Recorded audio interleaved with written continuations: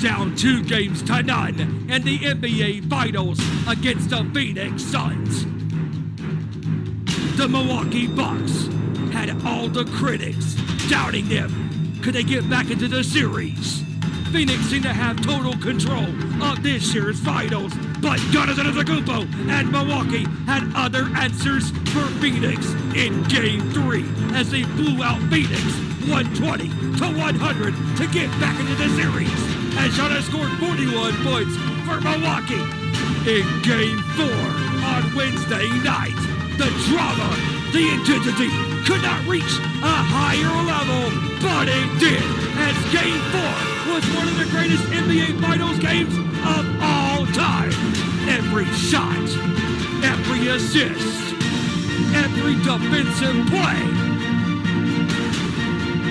every rebound, every loose ball, and every single turnover mattered in this game, as no lead was safe for both teams. At the end of the third quarter, Devin Booker for Phoenix scored 38 points, scoring 18 points for the Suns, and they seem to have total control of Game 4 and a chance to take a stranglehold on the series against the Bucks. Down by 9 in the fourth quarter against Phoenix. The Bucks seem dead on arrival. But like a true champion, never gave up. Chris Middleton, Giannis Antetokounmpo, and Milwaukee had one hell of a fourth quarter comeback as Milwaukee tied the NBA Finals at 2 games apiece. Chris Middleton had his own epic fourth quarter for Milwaukee as he scored 40 points for the Bucks, and Giannis had one of the greatest block shots in NBA Finals history as Milwaukee held on to tie the series at 2 games apiece, winning Game 4 109-103. Devin Booker ended up finishing up with 42 points for Phoenix, but it was not enough. Now the series goes back to Phoenix for Game 5 on Saturday night. The series is deadlocked. The drama rises, ladies and gentlemen. Who wants this championship more? The nation speaks to you. Next.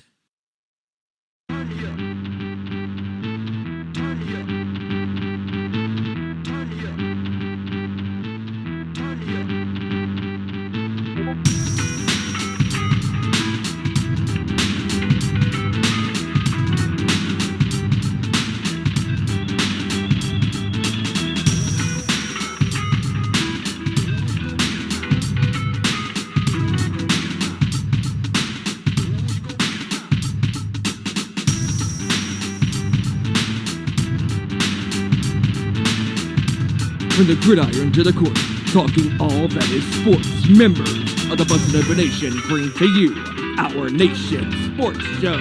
Here are your hosts, Ezra Vicker, Kevin Rohr, Stephen White, and joining us later on tonight, Hijacker Mike.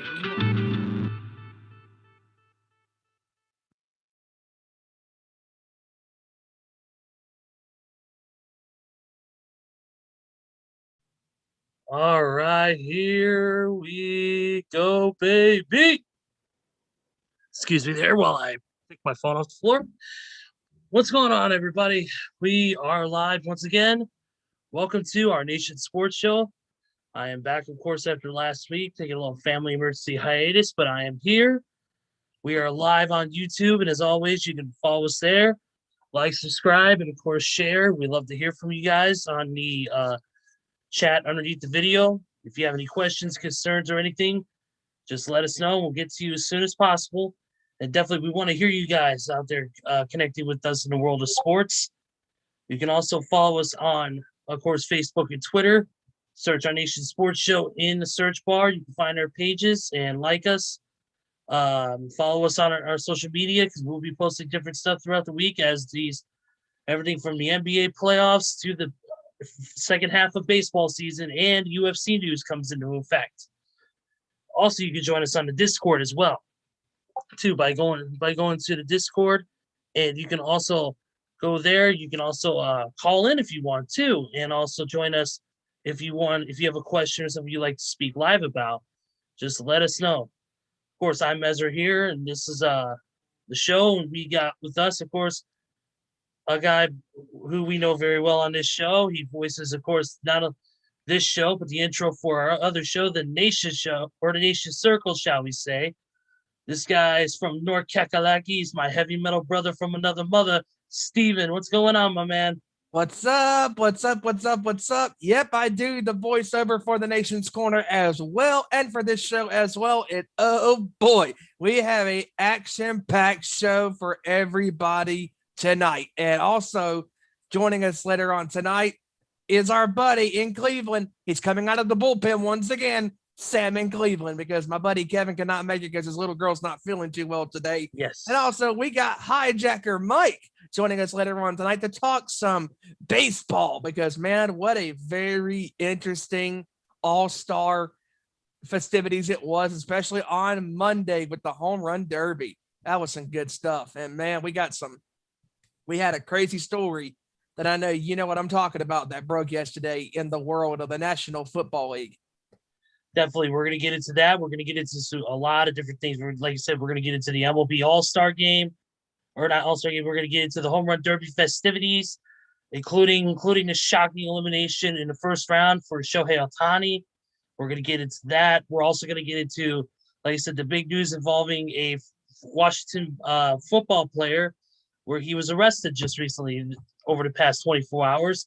And we're also going to get into some big UFC news as well, as a fight 15 years in the making, the rematch will happen.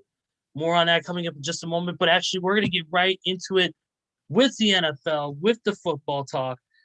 And we're going to get into it right now with the arrest that I was just talking about. And that is, once again, Richard Sherman is in trouble with the law.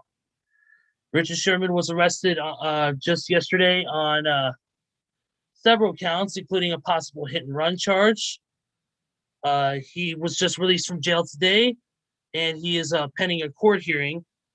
Yep, he's been arrested on a burglary, domestic violence charge for breaking into his relative's house, threatening to kill himself, among other things. There's previous stints of issues with the law that Richard Sherman has had, where he has nearly spent jail time. So this is not something brand new for Richard Sherman, unfortunately. So the question I pose to you, Steven, is kind of a simple one. Where does the Washington football team and Richard Sherman go from here? Because like I said, this is the second time that he has been in severe trouble with the law since over his career. And this is not a good look for him or the Washington football team that is already trying to rebuild itself after the name change, after the rebuilding of the entire team in the front office. Where do they go from here as far as that goes? Listen, this is not good, because Richard Sherman, obviously growing up in the city of Compton, in California, you know, that's a rough part, you know, of California. And he obviously got into some trouble, you know, when he was younger, and then he seemed to turn his life around. And you know, just everything that he's done throughout his career. He was had a very successful run in Seattle, went to 2 Super Bowls, won the Super Bowl with Seattle in 2014 against Denver, 48-8, and all of that. And then they faced the Patriots, obviously, the next year in 2015, lose 28-24. Then he goes to San Francisco a couple years later.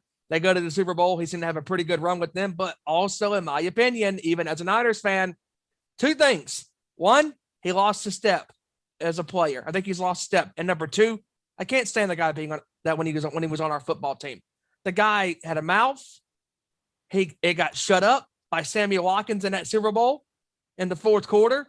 Patrick Mahomes found Watkins on the sideline, burned him crispy for 38 yards. Yeah, it did not look good for Mr. Sherman in that game. And then obviously the next year he didn't have. It was all right, I guess. That's putting it nicely. In 2020, and then now he's a free agent, and then this happens yesterday, because our buddy Sean in New Orleans was messaging me. He goes, You got a nice headline there, buddy. I'm sitting there thinking, dude, what are you talking about? Well, Richard Sherman has been arrested. And he was trying to break and entering his in-laws. I'm like, what? I read the article. Here's a question, Sean from New Orleans. If you're listening, why in the hell aren't you on here? But I think he's done, dude. I really think he's done. I mean, even if he gets off of this, I think his career is done. He's done. Because obviously Ray Rice, when he did what he did in 2013, it wasn't too pretty. The reputation that he had, it was damaged. And this is obviously even worse because, I mean, as you know, that 911 call by his wife was not good. No, absolutely not. I was actually reading some more details about what happened, and according to local law enforcement, according to his family, he actually is what the authorities in King County, Washington said is that he crashed his vehicle in a Seattle suburb Wednesday morning, abandoned the vehicle, and ended up at his in-laws' residence trying to break in. His father-in-law armed himself with a handgun and pepper sprayed Sherman in the face. So this is not looking good for him. He's already being investigated in a separate investigation, according to this as well, as part of a separate incident where he is alleged to have struck a cement barrier before arriving at the residence. So there's already been issues, and they've already obtained an extreme risk protection order in February for Richard Sherman, saying that he is a danger to himself and others while possessing a firearm. And because of this, the courts also said because he had waived his ability to appear in court today or yesterday, so they told him that he is to surrender any firearms, prohibited from using any non-prescribed drugs or consuming alcohol in order to stay away from his father-in-law. So I think he's done too. I think this is the straw that broke the camel's back, unfortunately.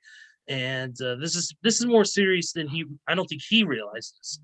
Absolutely. Yes, he has lost a step. He isn't the Richard Sherman we remember in Seattle, where he was one of the ultimate guys on the team. He was a shit talker. Yes, he loved to get into people's heads verbally, but he was a great player. He knew how to get the ball out in the defensive end, how to make the proper defensive plays when they count, make the offense scramble, and he knew how to do the right things. But I think over the years, his abilities have diminished because of issues like this. And, it seems like he's posing a danger to himself. But not only is he posing a danger to himself, his family, he's also posing a danger to the team. Absolutely. Remember what happened years ago in Kansas City when that one football player who killed his girlfriend and then went and shot himself in the team's facility. Yep, sure did. I remember that. I was like, wait, what? That happened? Yeah, that's not good. And not only that, but people, alcohol and guns do not mix. The simple fact that this guy is not only posing a danger to himself and everybody around him when he's already intoxicated, he's not aware of his surroundings when he's that intoxicated. I don't even think he knew what the hell he was doing, because he's acting crazy. He's cursing people out. He's destroying stuff. And that's not a very good look on not only where you're at around your family, but that's not good for you, because as a celebrity, as a big time player for the NFL for the past decade, this guy, like you said, Ezra, he is a shit talker. And back then when he was with Seattle, he backed his shit up. He whooped ass, took names on the football field. And now his shit talking has gotten him nowhere when he was with San Francisco. And I'm proud to say that, because I'm a diehard Niners fan. And I was so glad that, in a way, they kind of lost that game, because of some of the players on their football team are not good representatives to be a part of that organization. He needs to be more like a George Kittle. Kittle. Kittle is one of the greatest players on that Niners team right now. The dude's a hell of a tight end player. And Kittle had respect for Travis Kelce after that Super Bowl. Hey, drink a beer for me. You know, that's cool. Sherman's like, whatever. Dude, come on. You haven't done nothing really in the last 5 years. And your mouth has gotten you nowhere. And I'm honestly, I'm ashamed as a sports fan to be reading this about Sherman. And I hope and I pray that he gets the help that he needs, because that is not a good look on him. And even if he gets the help that he get, if he can get the help that he needs and he gets it and it's successful, dude, it's going to take a lot to get that trust back in front of all the fans that watch this sport and from the commissioner, Roger Goodell. Absolutely. This is not over. Not only are we looking at the more law, on the side of the law when it comes to the police getting involved, but we're looking at also with the NFL commission as well. You know, Roger Goodell, he's been cracking down on a lot of stuff recently, from domestic violence to, you know, drug and alcohol, substance abuse. You know, they've really been cracking down on that type of stuff over the past 5 to 10 years, trying to get players healthy so we don't have any more incidents like the incident there or with any other previous stuff in the past like that.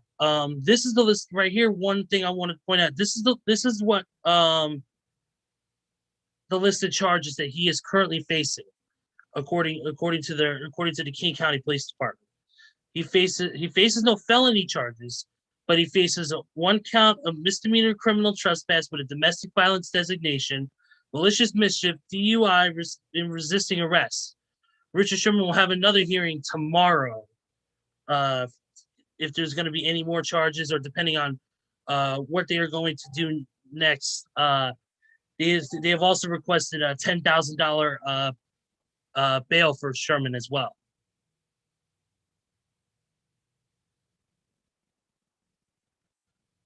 But also real quick NFL news before we get back into this, was that we have a Taylor Moden from the Panthers has agreed to a mammoth 4 years, $72 million extension that includes $43 million guaranteed at signing.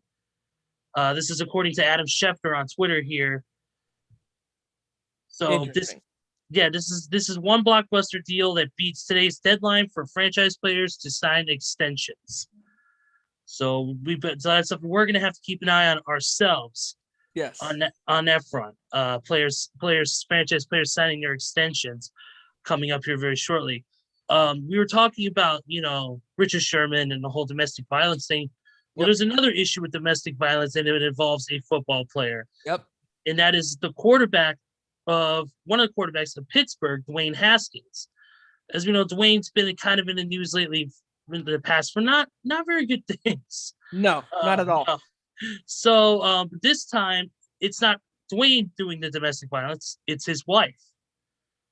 His wife is facing domestic violence charges from an alleged assault that occurred at a Las Vegas hotel room early this month. She faces a felony charge of battery and domestic violence resulting in bodily harm because she punched him in the face. And now Haskins has a missing tooth and a busted, split upper lip from that now. So it's going to be interesting to see how that plays out.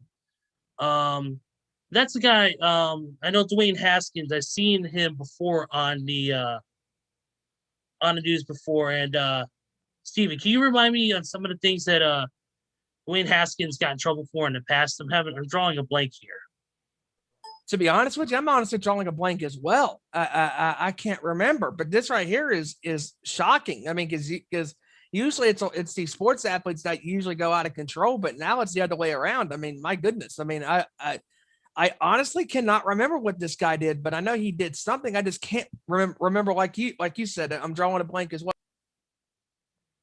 Yeah, definitely. But I hope they get this for their sake. I hope they get it sorted out. I hope, you know, things go the other way and we don't have to worry about any more stuff from them, because, you know, shit like this, unfortunately, especially in sports, happens way too often. Domestic violence, and because of whether these people are big-headed because they're famous, or they're just uptight because they're stressed about their job, whatever the case may be, still don't matter. Still not right. So hopefully we can get on the other side of this for their sake, and we can move forward on that. But another quick couple NFL news before we move forward, because we're still waiting, of course, on Sam in Cleveland. He'll be joining us shortly, possibly within the next 20 minutes. But we're going to get into a little quick of some MMA news I want to talk to you about, Steven, and that is the big fight announced for UFC 266. And that is that Ruthless Robbie Lawler and Nick Diaz will get it on at that pay-per-view, UFC 266, which will take place at the T-Mobile Arena in Las Vegas, Nevada. The main card, unfortunately, the whole card is not set yet, but there are a few fights available. It'll take place September 25th. A couple announced bouts, including the UFC Featherweight Championship on the line. Alexander Volkanovski, the champion, defending against Brian Ortega, and Valentina Shevchenko, the UFC Women's Flyweight Champion, will defend her title against Lauren Murphy. Those will be those appear to be the co-main event and the main event of the fight. But with the magnitude of a Nick Diaz, Ruthless Robbie Lawler fight, that might change. They fought 15 years ago, where Diaz won the fight by knockout in the second round at UFC 183. So the question I pose to you, of course, Steven, is this fight is a very stylistically almost I'm not gonna say it's different, because you've got, to me, one of the best, the most proficient boxers in the entire MMA world in Nick Diaz versus one of the best power punchers and one of the best kings of the knockout in Ruthless Robbie Lawler.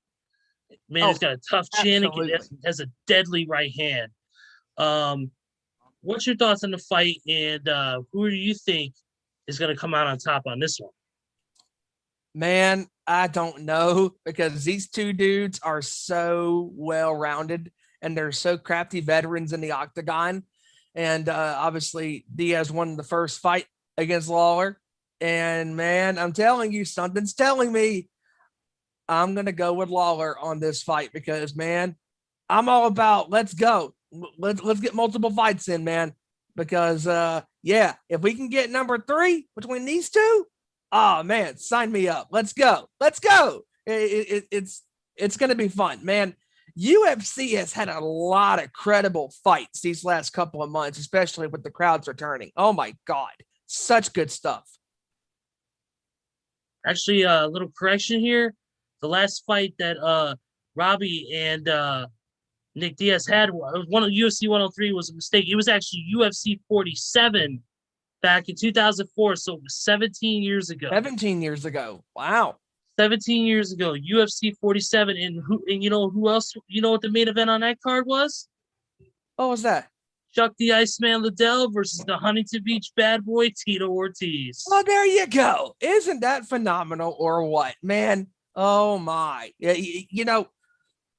that man. Two Hall of Famers, and Ortiz and Liddell on that same card with those two cats. Oh man, just good stuff. Good stuff, man. Let's go. Let's go. This has been a lot of fun, especially checking out these UFC fights these last couple of months. I mean, with the Diaz and his last fight a month ago, phenomenal. Dude has still got it. Oh, I agree. Absolutely. Diaz, though, has not fought in the UFC in 6 years, though. And this will be his first fight in 6 years this will be his first fight, period, in 6 years. The last one was against Anderson Silva, but that fight was overturned when Silva tested positive for 2 different banned substances, and Diaz tested positive for marijuana. Oh, that's right. Yep. Because I remember that story came out, and I was like, yeah, that's not good. Got to discipline yourself. Yeah, and Robbie Lawler, I believe he fought more recently, if I'm not mistaken. Checking right now here. He fought back on August 29th of last year against Neil Magny.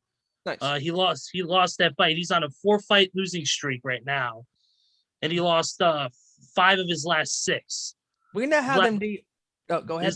I was gonna say his last win came back in 2017 against the Cowboy Donald Cerrone. Nice.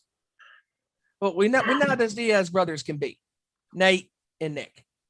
Obviously, it seems to me that Nate has his head a little bit squared on the head, on his shoulders better than his brother. Yeah. I'm not saying Nick doesn't, but I just wish that Nick would, I hope that Nick has learned a valuable lesson when it comes to being a disciplined fighter. You can't be doing stupid shenanigan stuff. I mean, you got to be very cautious of what you do because that can really screw you up. Yeah, and one of the biggest issues with the Diaz brothers is the fact that yes, they do love to smoke marijuana, but unfortunately, by different athletic commissions, including the Nevada State Athletic Commission, it is a banned substance. Because I know that's what Matt Riddle actually got suspended for originally back when he was in the UFC. He got suspended for marijuana usage, which is banned even though it is a legal recreational drug in a lot of parts of the world, including, I believe, Vegas. I believe Nevada is a legal state as far as that goes. It is still a banned substance under the Nevada State Athletic Commission's policy. So Nick Diaz, it's the same thing with Matt Riddle when he came to the WWE. Yep. He has to not do that. He could do that on his off time, but when he's training in camp for a fight, he needs to not do that because that'll pop up on a test immediately. But I expect this fight to be nothing but fireworks. You got, like I said, probably the most proficient and best boxer in the entire MMA world. A guy who, while he's known for being a student of Gracie Jiu-Jitsu, his boxing is outstanding. He throws 183 strikes per fight. That is his average. 183 strikes per fight is what he throws. Yeah, he's not a power puncher either. That's the thing, is he's not a power puncher. You don't throw with a lot of power, but he throws it in volume to swarm his opponent. Where a guy like a ruthless Robbie Lawler is a guy who's looking for the one punch knockout, is looking to throw all of his power into one singular punch. So it's going to be interesting. And also with the long layoff of Diaz, cardio is going to be an issue. We're going to see, I know the Diaz brothers have cardio for days, but like we've always said about wrestlers coming back to the ring, like Edge coming back after 10 years, or let's say Jericho leaving WWE for like a year and a half, 2 years, doing tours with Fozzy and coming back. There is a difference between being in ring shape, and there's a difference between being in ring shape and actually being in the ring. Because especially with the cage, this is a whole different animal when you're in there in the cage and you're training with a coach. Yep. It's a whole different thing. They're going to be a lot easier on you. They're going to push you. Yep. But it's not like a fighter who's going to be out there to knock you out, kill you, win, lose, or draw to make that pay window. Exactly. So it's a whole different animal. So it's going to be interesting to see how Nick Diaz copes with that. And Robbie's going to have to stick and move. Unfortunately, he's going to have to find a different tactic. He cannot stand and box. No. With Nick Diaz. You know, there's going to be a lot of shit talking too, because you know how them brothers are as well. Those brothers, they talk a lot of shit, and a lot of the times they back it up. I mean, look at the way Nate was last month against Edwards in his fight at UFC 263. Man, Nate kept on talking, and he almost won that fight in the 5th round against Edwards. I mean, he caught him good with the left hand. Boom! Just caught him, and he rocked him. I'm like, uh-oh, he's gone. He's gone. His legs are gone. And if he would have hit him one good more time, the fight would have been over. Because I knew Edwards was winning that fight. But Nate was like the true battle-tested warrior that he is. He was not going to go out laying down without swinging. And I'll pose this question to you about the brothers. Do you think that, I'm not saying that they both get treated differently, but I think Nate has been getting more fights with the UFC over the years because Dana White, I think, can trust him more, if that makes any sense.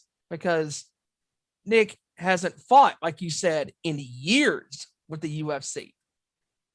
Well, with Nick I think has he posed the idea of just going back to boxing, period, and was Gotcha. planning to do that, I think, but he decided against it, or possibly the pandemic stopped him from doing it, but whatever. Gotcha. Yeah. He decided, I guess he decided it's time to come back to mixed martial arts and start to take back the crown that he once had in Strikeforce and Elite XC, which was the welterweight championship picture. And that's something that he owned in Strikeforce because he was one of the baddest fighters in that company. Right. Even with the Paul Dailies, and all these guys, all these different guys who were in that company over the years. Right. It's I don't think it's a matter of one gets treated better. I think just because Nate has been there more frequent, yeah, and he's able to make those fights where Nick has been non-committal to Dana or to any company in general. Right, because he's such a busy guy. Well, it's a matter of not only being a busy guy, but it's a matter of a lack of interest. I know that Nick Diaz over the years had a lack of interest of fighting because of the fact that I think personally, he either just felt like there was nobody really else to fight because it was just the same old guys over and over. Mm-hmm. But it also could have been at the fact he just got burnt out and decided to walk away. Probably got burnt out. That's what I'm thinking. I mean, yeah, and he just decided to walk away, and then I guess now it's with fans back and everything. I guess it's time to come back and really make a splash again. And that's the thing is, both of these guys are up in age as well. Right. Both of these guys are not spring chickens. We're not talking about, a Brian Ortega or an Alexander Volkanovski. Right. We're not talking about any of those guys who are very, very young. We're talking about two older veterans who this is probably going to be, if not, it has been their last shot towards getting back to the championship in their respective division. So it's going to be interesting to see how this plays out going forward with both of them. I mean, could we possibly see one of them retire? Because, I said, they're both in the twilight of their careers, in my opinion. Robbie's been through a lot of brutal wars and everything, and you can only take so much with that. And then Nick, despite him not being as active lately, like we said, ring/octagon rust is a real thing. It does exist. But I think for me, Lawler would be the one to hang it up because he's been in the trenches for the past 17 years, ever since that fight with Diaz. He's been in there longer than that, actually. He's been in the Ruthless Robbie Lawler. He's been in the game since 2001. Right, exactly. But ever since that fight. This is his 20th year. 20 years of fighting. 20 years of fighting and 20 years of being at the top of his game. This dude is one of the best pound-for-pound fighters in MMA. And I really think that for his greatest career as he's had, I think Lawler is going to hang it up after this fight. He might. We'll just have to wait and see. He's been at it for a long time, but you never know. I mean, we've seen so many fighters. We've seen Chuck, despite a lot of this not being successful, we have seen the Chuck Liddells, the Tio Ortiz come back. Right. But they've also made a mockery of their careers as well, and I don't want Robbie to do that. No. Like we always say, I hate to bring this to music because I know this is a sports show. Right, exactly. They always talk about bands who stay too long at the party and should have retired already, and their vocals wear down, or they can't play the guitar as well, and they use fake tracks or whatever. We don't want a fighter out there making a mockery of himself who can't even put on a good 5-round performance, who's gassed after 2 minutes and is having trouble throwing their punches or all this stuff. It's a thing. If a fighter knows when it's time to give it up, they need to give it up and just walk away. I know it's hard. It's fighter instinct. It's the only thing they probably know. It's a hard thing. That's a very interesting scenario that you just brought up when it comes to turning it around with music. And you and I have had our plenty of conversations when it comes to music. Yep. Me, you, Elder Mike, and Tony, and everybody else. And there is Sam. And we've always said that these bands need to know when it's time to give it up and call it quits, because you don't want to make a mockery of yourself. And that's like the same thing with MMA. I mean, these guys have to know when it's time to hang it up, because Lawler has been in the fight game, like we both said, for 20 years. And that's a lot of brutality on your body, the punches, the training, the kicks, the submissions, the wear and tear on the body. And I think that after this fight, like I said with Nick, it's going to be over for Lawler. Sam, what's going on, man? What's up, brothers? How you doing, man? Hey, man, thank you so much for joining us. I appreciate it. I'm sorry this was on such short notice, but Oh man, living the dream. I'm sorry that I couldn't get here earlier. No, but no, we've been talking about MMA. We've been talking about this Richard Sherman stuff. And man, we're on the topic of MMA and I kind of want to transition. I know it's a little bit early. We don't do this, but man, it happened this past weekend. UFC 264. Oh my God. Oh my God. What a night. What a night. It was a great card. It was. Absolutely. I was able to go back and watch some of the fights in full recently, which is hard for me to do due to my work schedule, but I was able to go back and watch most of the pay-per-view and I thoroughly enjoyed it, man. That tie to Tavasa fight against Greg Hardy, man. Boss. Brutal Can knockout. Somebody check on Greg Hardy. Yeah, what happened? Boss. He just got knocked out. Well, great. He deserves it. What the hell's a football player going into MMA doing? Boss. Your guess as good as mine. Well, damn, pal. What am I supposed to do? Tell him not fight? Boss. You signed the checks, boss. Yes, I do. Yeah. Oh my God, Steven. But yeah, what a killer. I mean, that was a great performance for Tuivasa. I mean, he came out there ready to go and just knocked him the hell out. That was a great fight. Gilbert Burns had a hell of a performance. That 5-round decision win over Stephen Wonderboy Thompson, who Wonderboy has been in this fight game for a good long while. And let me tell you, man, he's no joke. But Gilbert Burns, man, he's been around the block more than once. His record now 20-4. And then, of course, we got to get right into it. We got to talk about Conor McGregor, Dustin the Diamond Poirier. The ankle break heard around the world. That happened for talking about somebody else's wives. That's gonna happen to NJF one of these days. You don't do that. But like, man, I thought he was about to lose in the third round. I said he can do it to the third round because he's more character and big mouth than why he's a fighter right now. And he is still a great fighter. But like, he's not fighting like he used to before. But I was disappointed that it happens to the best of us, and it happened to him. But man, like, look, and I was waiting for that fight. Yes, and hindsight, I was pulling for Poirier to win that fight because of McGregor. Because McGregor makes you buy in to hate him. You want to see him get his comeuppance to get the living shit beat out of him. And Poirier won that first round. McGregor had a couple of times where he got him good. But man, when that ankle snapped, crackled, and popped, I was like, this is not good. And I'm not the hugest McGregor fan, but the way Poirier reacted after that fight, I'm like, dude, I get it. You I don't know. It just, yes, sir. I totally agree with what you're saying right now. That it wasn't the time. I don't, and again, I'm not agreeing what McGregor said about his wife, about Poirier's wife. That was not nice. But at the same time, when you open your mouth, when you are mocking somebody after they go down with the ankle injury, that is not good sportsmanship. No. Well, you don't see a lot of good sportsmanship in UFC anyways.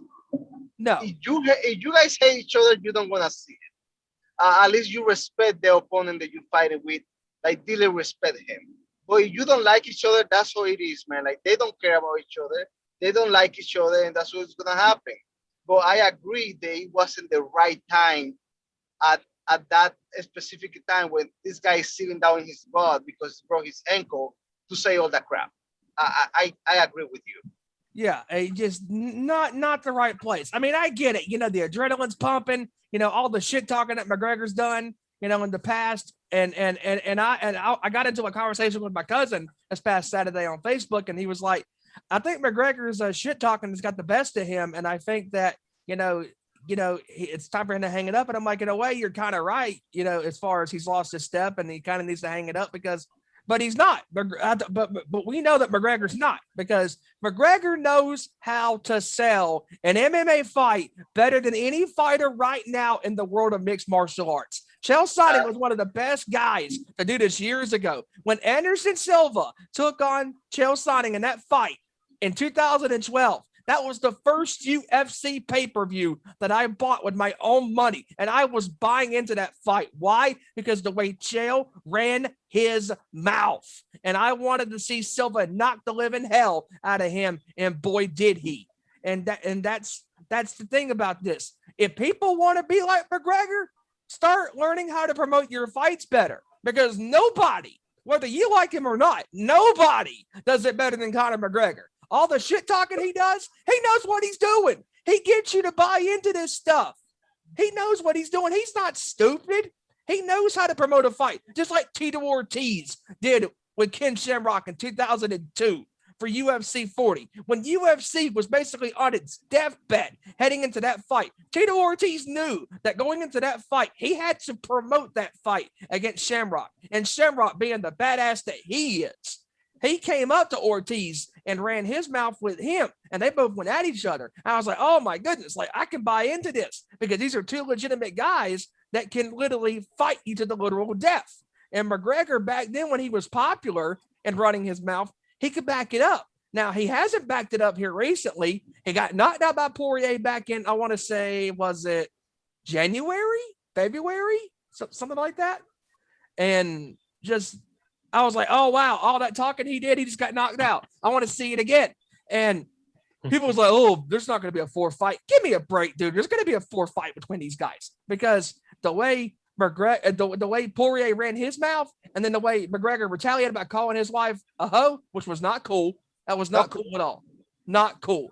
Both guys are reacting like this because they are promoting the fight. That's correct.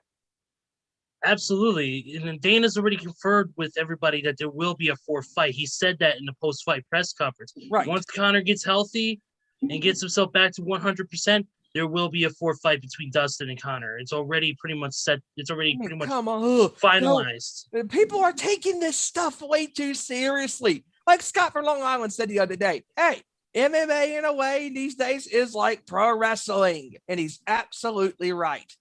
Because the way these guys try to promote their fights, again, nobody does it better like Conor McGregor. McGregor knows what he's doing to promote these fights. Yeah, he says things to get you under your skin because he's playing the role of the villain. That's what McGregor is doing, and he's doing it right now. Period. Like it's like, I believe MMA will be in a better place if they have more people like McGregor. Right. Like they want to focus. Like, I just train and I just go to the fight. No, man, promote your damn fight.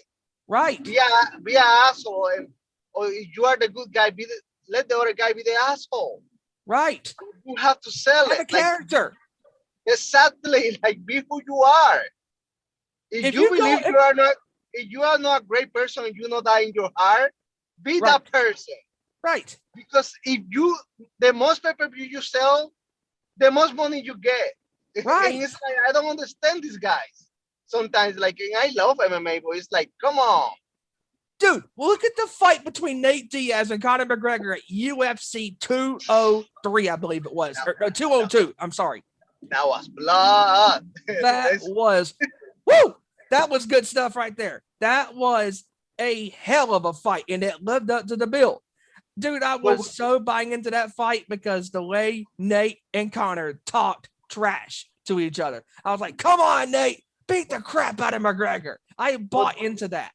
But we're coming back the same person, McGregor. You know what I mean? Like, it's like they are the only ones. He's the only one selling his fights. Right. The only other one I could think of that is actually selling fights is Colby Covington. You know, because he's controversial already for, you know, he's a controversial lightning rod himself because of his stance on Trump, because of the fact he talks shit about everybody. Right. You know, you can tell he's a pro wrestling fan. Come on, he comes out to Kurt Angle's theme song, for Pete's sakes. And he was on Busted Open a couple of times with LaGreca. Yeah, he cuts promos on the show like he's in a wrestling ring, and he's already made allusions that he wants to be in there. But that's another guy. But that's the only two people who do that though. Connor and Colby. Those are the only two who go out there and sell fights. Remember when Tito Ortiz used to sell fights with Ken Shamrock and Chuck Liddell? Right. Remember that? Remember when Couture and Liddell? Yeah. Remember Liddell? I remember Liddell. One of the greatest quotes I ever heard was when him and Tito Ortiz had the rematch at UFC 66.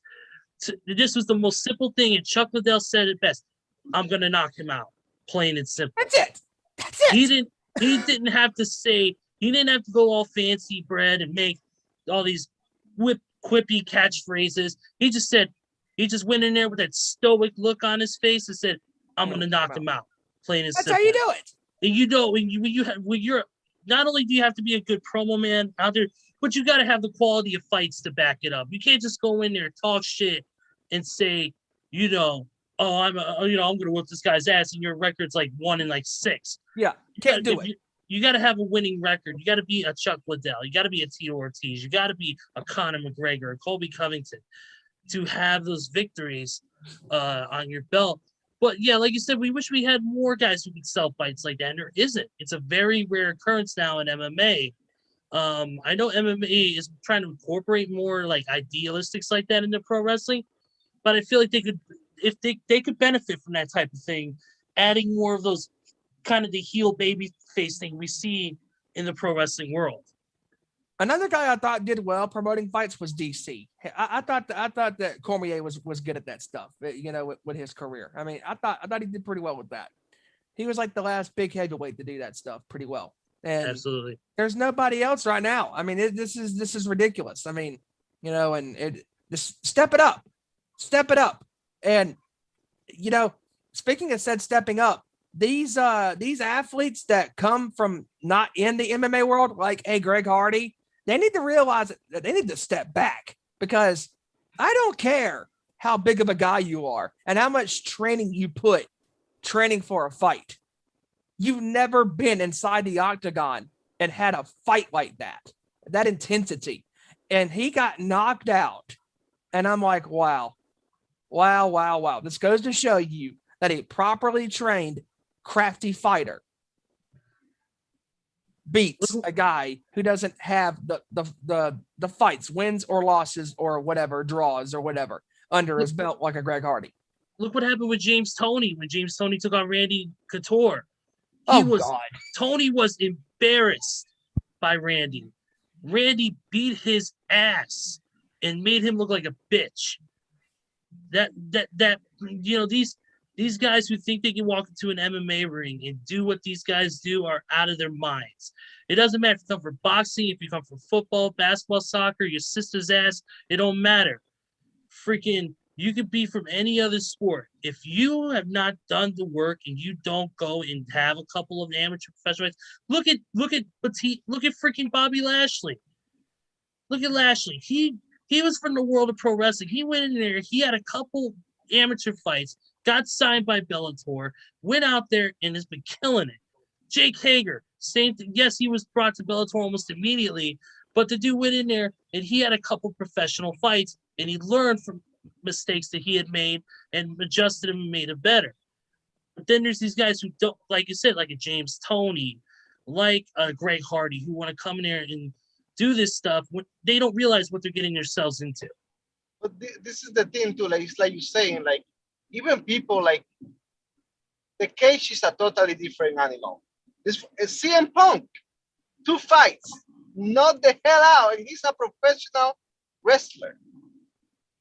And he 2 fights. Yes, exactly. I mean, look at his first fight. The fight lasted for what, 20 something seconds? I mean, as soon as the referee said, "Let's go," he's in the octagon. He comes out of the corner and swings violently out of control and missed badly. And the guy saw the wide open, gaping hole and took him down and made him tap out just like that because of his stupid training that as far as like not, too much adrenaline, and not realizing I got to pace myself. You can't go in there and expect, I'm going to swing for the fences. and all that stuff. No, that's not how it works. You got to compose yourself. When a referee says, let's go, let's rock and roll, compose yourself. Yeah, swing for the fences, but swing for the fences with relaxation and control. You can't swing for the fences out of control like that, like Punk did in that first fight. And he got exposed badly. Quickly. And that's the thing is, when like I said, when these fighters or when these guys come in here from these other sports that have the lack of training, the lack of discipline, the lack of seasoning, lack of the lack of just overall experience in the octagon, they get exposed. They get shown and proved that either A, they need to work on this shit, or B, they don't belong there. Exactly. And I keep throwing back to a James Toney because that I watched that fight live when it happened between James and Randy Couture. That was one of the most embarrassing performances I had ever seen. Toney went in there, landed a few good shots, got gassed. Couture took him down, beat him down, and it choked him out until the refs stopped the fight. That was that was a sad, pathetic performance. But Sam, I wanted to ask you about this. We were in the middle of this conversation when you came in, and about the news that broke this weekend. UFC 266, September 25th at the T-Mobile Arena.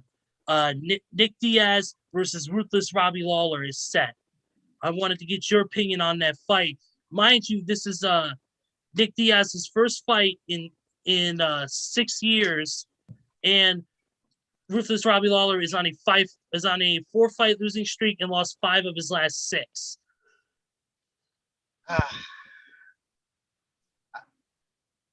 They're still professional fighters. Well, you say 6 years Nate Diaz been out? He has not fought professionally since UFC 183. That was the last time he fought. These two have fought before, though. And Nick Diaz won by knockout the second round at UFC 47, I believe. And the main event on that card was Chuck Liddell and Tito Ortiz in their first ever fight. So this is a fight 15 years, almost 17 years in the making. Yeah, that was UFC 47, like you said. Yep. I gotta tell you something. It doesn't matter how good you are. When you're out the octagon for 6 years, that's not good. You can put all the training you want, but that is training. That rust is gonna be there, and it doesn't look good for Nate Diaz, in my opinion. It's good. It's good. Well, here's the thing. With Nick Diaz, yes, he has been out for 6 years. Ring rust, or shall I say cage rust, is a real thing. That's something I discussed with Steven. We know that Nick Diaz is great with his cardio. He works with Gracie Jiu-Jitsu. He's, to me, the most proficient boxer to have ever stepped foot in the UFC, because his boxing and his ability to control his punches while not wasting power has always been excellent. I was checking out his a thing recently. He said that his punching ratio is 183 strikes per fight, and he doesn't throw with massive power. He throws more in volume and then lands the big shot when it counts, instead of throwing all his eggs in one basket, where that's where Ruthless Robbie Lawler comes into play. Robbie is known for that 1-2 punch knockout where he throws everything into his shots. And that's the thing. Is with Robbie, he can get tired out very easily if he doesn't throw those punches within the first couple rounds, especially when this will probably be a 5-round fight, even though this isn't considered the quote-unquote main event, because there's a UFC women's flyweight title fight, and there's also a UFC, I believe it's a flyweight or bantamweight title fight between Alexander Volkanovski and Brian Ortega as well on that card. But if it goes more than 2 or 3 rounds, I could see the Robbie getting in trouble. But Nick, like you said, out of the octagon for 6 years. Ring rust. Is his cardio going to be up to speed? That's going to be a good question. Like, we can see a lot of that fight in the first round. Like, who is prepared for this fight? Who is more prepared? Like, is the other guy throwing everything at him, and and Nick is working him out? Like, we can see a lot of what's gonna happen in the first round. So, but if if the fight go long and Mia still have the cardio that he has, he probably like win the fight. It go by decision, but I honestly don't know what can happen in this fight. Yeah, it's gonna be interesting to see what happens. Like I said, both guys have their strengths, boxing on one side, power punching on the other, Gracie Jiu-Jitsu on Nick's side, but that'll happen and we'll find out September 25th. Another thing I want to get into you with is something we also discussed, and that is the whole Richard Sherman situation. He's facing multiple, not felony, but misdemeanor charges of different things, including resisting arrest, different DUI. The judge actually told him today that he is not allowed to have any firearms, Nope. not any non-prescribed drugs, and he's also to stay away from his father-in-law as well. So, but he's facing some serious charges though, outside of it, even though they are misdemeanors. And I believe, and like me and Steve said, I believe this is not Richard Sherman's first run-in with the law over the years. Actually, back in February, he was actually given a big protective order against himself. And they said that he is not allowed to have guns because he is a danger to himself and others. So, and he has supposedly said that Richard Sherman did have weapons on him when he walked in the door. That's why his father had to pepper spray him and have a handgun in his hand. So, what's your opinion on this whole situation with Richard Sherman, and where do you think the Washington football team and the NFL have to go from here? His career is over. This is enough. He's not the same player that he was a couple years ago. When he had that great season with the 49ers, he was hurt last year. So basically, like, I believe this, if he's found guilty, his career is over. Nobody gonna take a chance on him anymore. But it's sad because he is still a great leader. He's a really smart man. And to do something like so stupid with your own family, it's just like, it's sad. You know, like that's something that you have a lot to offer. You, even after football, like, you can be a great coach, you can be a lot of things, and you just like make it life harder for yourself, embarrassing the team that you're playing for, your teammates. So it's a really sad situation that he got involved in something like that. And it's not, like you say, it's not the first time that he had a problem with the law. Yeah, it's something we all wish Richard Sherman the best. We hope he can get his head on straight, and we hope that he can get better. But like you said, this is a very serious situation. Domestic issues like this are very, very, unfortunately, a very common thing in sports.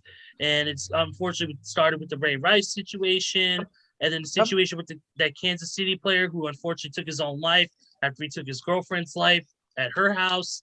And then now the situation here with this. And then, of course, the thing we talked about earlier, Dwayne Haskins' wife actually punching him in the face and knocking out one of his teeth at a Las Vegas hotel.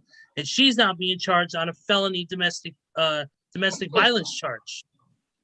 So it's too very frequent in these big major sports.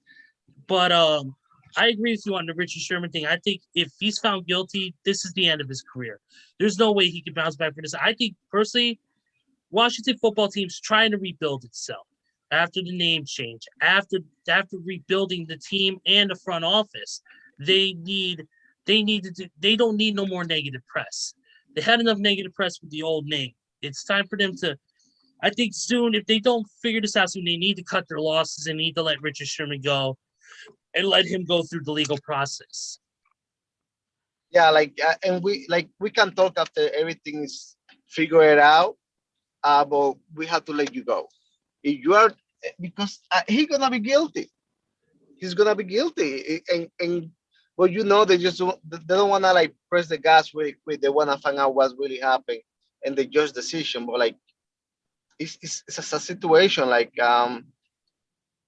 when it's domestic violence, things don't take a chance at you. It's like really, really when you assault a family member, especially a woman, because we see what happened with Ray Rice.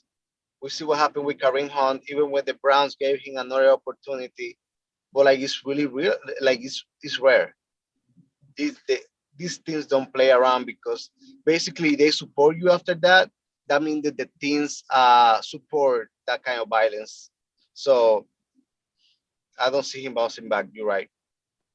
Yeah, and the NFL has been cracking down on domestic violence, especially over the past couple of years since the Ray Rice incident. They've been making sure that players who get caught in domestic violence cases get their punishments, whether it be from law enforcement or whether it be from the team itself by being cut, suspended, fined, whatever the case may be. But a lot of this owes is got to go now to the shoulders of Roger Goodell. He's the one who's going to have to make the decision on what's going to happen with Sherman going forward. I mean, the Washington football team can put their input in, but Goodell's the one who's going to have to make the ultimate decision whether to keep him on the team and maybe suspend him or fine him until everything is cleared out, or are they going to let him go immediately, let him fight the legal process, and if he's found not guilty, maybe re-sign him after everything has calmed down. It's going to be interesting to see what happens going forward with that situation.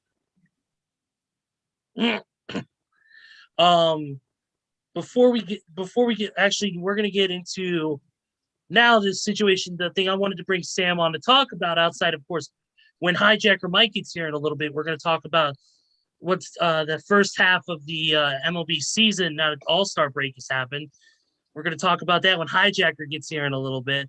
But we want to talk to Sam about is, of course, what we originally were going to start off the show with, and that is the NBA Finals. The series is knotted up 2-2 after Milwaukee won 109 to 103. Oh my goodness! That was one hell of a game last night. This is one hell of a series now, man. That was one hell of a game last night. Look, David Booker. Game 3, I was like, he's not superstar. He's a good player, but he let his team down. He came back yesterday. He was scoring everybody. Dude, I said to myself, "There's no way he's gonna let Game 3 happen again." Dude, he came out guns a blazing. He was shooting over everybody. You couldn't stop him. And when he get hot, he get hot. You know, oh my God, that game last night, that was one of the better NBA Finals games that I've been a part of as a fan. You know, checking out live. I mean, just. You know, as far as from home, you know, just feeling the energy of that crowd. Man, Milwaukee was on fire in that game. I mean, you know, the crowd really brought it, and they really were behind their team. And man, that game had a lot of ebbs and flows, and the drama was just oh my God. And Devin Booker, I thought was going to hit all of his shots at one point because the dude was on fire in the third quarter. He had 18 points in the third quarter and finished with 38 points at the end of 3 quarters. It looked like he was going to be on fire in the fourth quarter. But here's the problem with that. The 5th foul stopped everything. Yep. And I'll ask you guys this with this game last night. If this is you, Monty Williams, Devin Booker is obviously one of your star players on your basketball team. He's hot from the field. 38 points at the end of 3 quarters. Yes, he has the 5th foul. But think about it, guys. This is the NBA Finals. This is a chance, an opportunity to go up 3-1 on Milwaukee. Put the foot on the throat. And this close to a championship to me. Now, I don't mind Williams sitting him down. But at the same time, he sat him way too long because by the time Booker came back into the game, he was cold from the field. He only scored 4 more points. I have a question for you, Steve. Let's bring it back to baseball. If you're winning by 2 runs, by 1 run in the 9th inning, you bring your closer, and the first 2 batters get base. Do you die with your closer or you go to your bullpen? You die with your closer. Exactly. Exactly. Like I'm gonna die with Devin Booker. I'm gonna play him. Say play smart, don't foul, play smart. But I will die till he give me his best Exactly. till he is out. I will die with him till he give his last foul. Die with Right. him And the fact because that he he's still your best remained in the player. game was a miracle because that referee is more probably blind than I am because he missed the foul call on Devin Booker in the fourth quarter. Yes, yes. That's. I was like, what the hell? I mean, I'm blind, but geez Louise, Jesus Christ. I might be blind as a dadgum bat, but wow. My God. Even the people were like, wait, what are you doing? He should not be in the game. Booker was fortunate that he did not foul out in that fourth quarter, but that was a very competitive game. I mean, I knew when Phoenix was up in that game by 5, I said, no, this game is this game's going down to the wire. This lead is not safe. I mean, Milwaukee was just so focused last night. Chris Middleton had a phenomenal fourth quarter in that game. Absolutely. Oh yeah, Absolutely, man. Absolutely. It was interesting. It was interesting that whole game. It was like, you know, in the half they were tied at the halftime, and then in the fourth quarter with a little more than 5 minutes left, Suns had a 5-point lead, and it looked like, you know, they were gonna maybe build off that lead, and then next thing you know, here come the Bucks turning it on. Giannis with 26. I believe 26 and 14, if I'm not mistaken. Yes. Yeah, 26 and 14 for Giannis, 40 for Middleton, 6 rebounds, 4 assists as well. Brook Lopez had 14 and 1, and then Drew Holiday 13 and 7. So pretty much all their starters except for PJ Tucker produced and made great plays when it counted. Whereas unfortunately the scoring on the Sun side of things was not as even. No. Jay Crowder only had 15 points, 8 rebounds, 17 rebounds for Ayton, but he only had 6 points. And the shocking one is Chris Paul. He only had 10 points, 4 rebounds, 7 assists, but I think he also had like 4 or 5 turnovers as well. Critical turnovers when they mattered the most. I mean, he fell down, lost the ball, and I said that right there seals it because they were only down by 2. But he falls down, and I said that's the end of the game. That is the play of the game, and that defined that game. Because Chris Paul said after the game, "I got to do better." Yes, you do. Now you go home for Game 5 on Saturday night in Phoenix, and now the pressure is squarely on Phoenix because I'm telling you, boys, and I'll say it right now. If Phoenix goes down 3-2, and Game 6 will be back in Milwaukee on July the 20th, it's over in 6. But, yeah, I think if Phoenix wins Game 5, the 2 best words, Game 7. Sign me up. I believe it's gonna be 7 games. To be honest, I believe the Suns are still having on 7. I'm impressed with Giannis. Like I cannot believe he's playing after that knee injury, and he's playing really well. Very well. I agree. Giannis has been playing lights out since the injury, and that's something that I didn't expect either. With the hyperextension of that knee, the way it looked, I figured he would be out for at least a couple games. But the dude's coming out there playing lights out, having great 20-point performances, heavy on the boards as well, doing an awesome job and helping lead that team like he should. But the other players on that team are also scoring and trying to keep the scoring even and take the pressure off of Giannis so that way he's not the only one trying to make the big plays when they count. Here's my concern for game 5 for Antetokounmpo. In game 5. It's in Phoenix. Did you guys notice in games 3 and 4 when he was at the free throw line, he didn't have the people yelling 1, 2, 3, 4, 5, as he was dribbling the ball, and he was able to concentrate with the free throws. I think Giannis is going to probably struggle again in game 5 from the free throw line. Simple fact. When people are counting your dribbles, it can throw you off. Oh, yeah. Oh, yeah. And just everybody for Milwaukee has to show up if they want to take this series back to Milwaukee and up 3-2, because Middleton, once again, is the key factor besides Antetokounmpo, because Giannis is obviously the one player, the main player, but Middleton has to carry his own weight. Drew Holiday has to be aggressive still. Brook Lopez has to show up when it matters. All these players, Tucker, everybody counts. And especially Tucker, because Tucker, like I said, he had no points. I'm not sure if he went out early with an injury or what during that game, but he had a really piss poor bad performance. You know, he had 0 points, very little. It didn't look like very little time on the court either, to be honest. Though according to this, he played almost 30 minutes. He only had 1 field goal attempted, and that was at the 3-point line. That's it. This guy is a power forward. He should be taking his shots in front of the basket, or at least a mid-range jump shot. So yeah, the key is for everybody to be problem. able to produce evenly, and they can't just rely on Giannis and Middleton.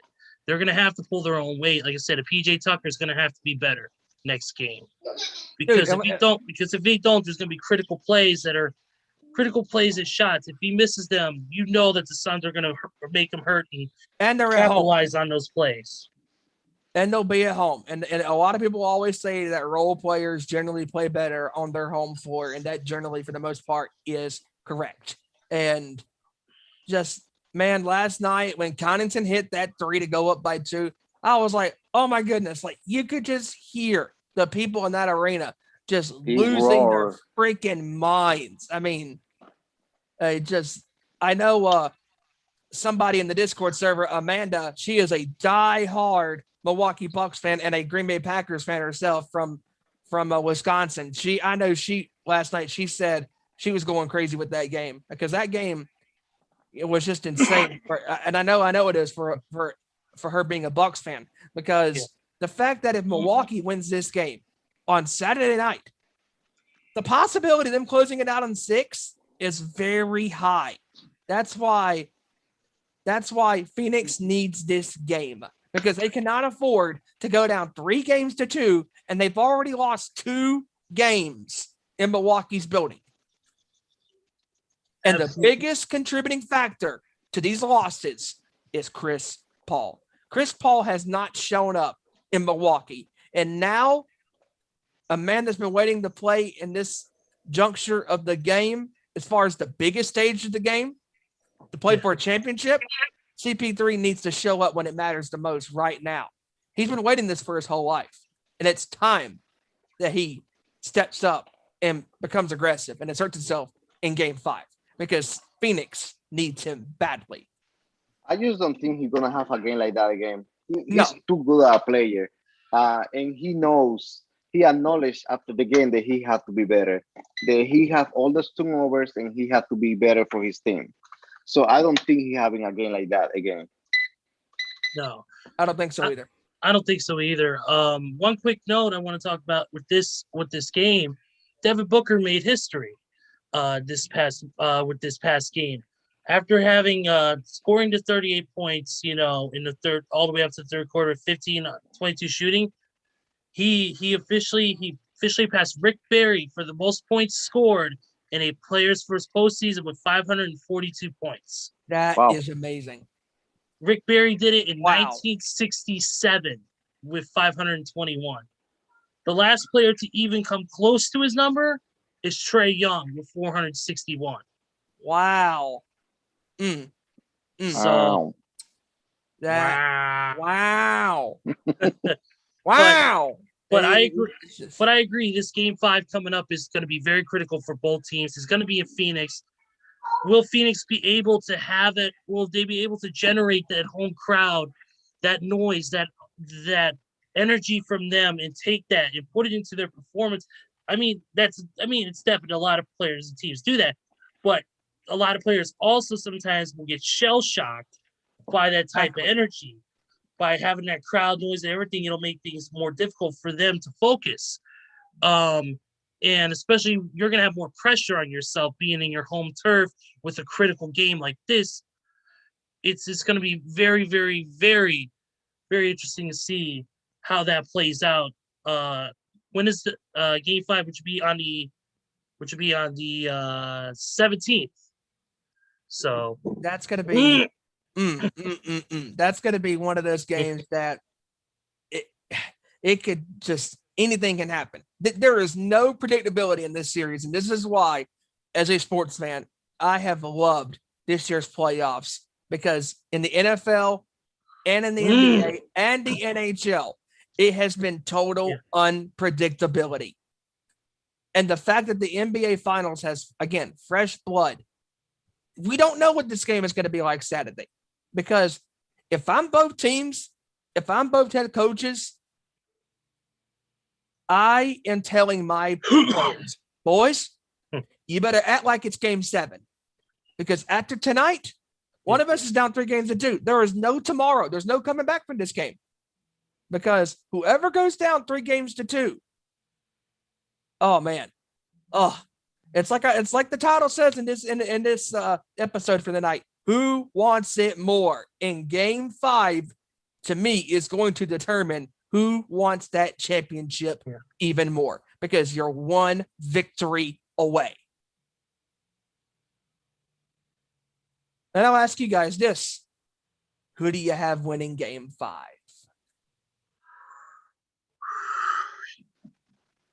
I have the Suns. I like the Suns in 7. If the Bucks win, it's done in game. It's done in game 6. It's done. If the Bucks win, it's done in game 6. But the Suns, if they win, it's going to 7 games, and I like the Suns in 7. Yeah, I'm gonna go with Sam on this one and go Suns in 7. I think the Suns are gonna win this next game. They're gonna be at their home court. I think that the advantage of the hometown crowd, that they're going to take that energy, they're going to fuel it, and they're going to take it and put it towards their performances. They're going to come in lights out, especially Chris Paul and PJ Tucker. They're going to have to come in lights out, and I think they can do that with that home crowd behind them and really give the performance that they should be giving. Chris Paul should be throwing up 20 points and having a high number of assists. PJ Tucker should have a decent number and be able to help produce and take some weight off of Giannis. And also, Ayton has got to score more, too. He did great on the rebounds. He had 17. He had 17 rebounds in the game, but he only scored, I think, 8 points. He needs to be more productive. Be more productive when shooting the basket instead of being at the rim. That's the one. I think that's the one flaw I think that's hit him this game and last game as well. I think if I'm Chris Paul, I'm setting him up easily for the pick and roll. Pick and roll. Get into the rim. Easy layups. Dunks. Whatever you got to do. Because, and again, they're at home for game 5. You got to think, big men are notorious for not being the best shooters. So they need to set him up for close shots, or like you said, the pick and roll to have him go to the rim and dominate. Exactly. And the one thing I think we keep forgetting to talk about with this game this past last night, Antetokounmpo had one of the greatest blocks in NBA Finals history. Absolutely. That block, that was sweet. And I hate to steal our buddy Tony's favorite word. That was sweet justice delivered by Antetokounmpo. That was a phenomenal, terrific block. I was able to watch that block earlier, and I completely I was like, what? Wow! I thought that was, to me, that's one of the best blocks in NBA NBA Finals history. Just the way he had to adjust to the ball. I mean, that reminded me of LeBron's block on Iguodala in 2016's NBA Finals against the Warriors when LeBron was on Cleveland. And the way LeBron had to run down from one end of the floor to the opposite end of the floor where the Warriors were shooting, and he pinned the ball up against the backboard. I mean, Giannis did not give up on that play. Even though they were up by 2, he did not give up on that play. He knew I had to make a play here, and boy, did he ever.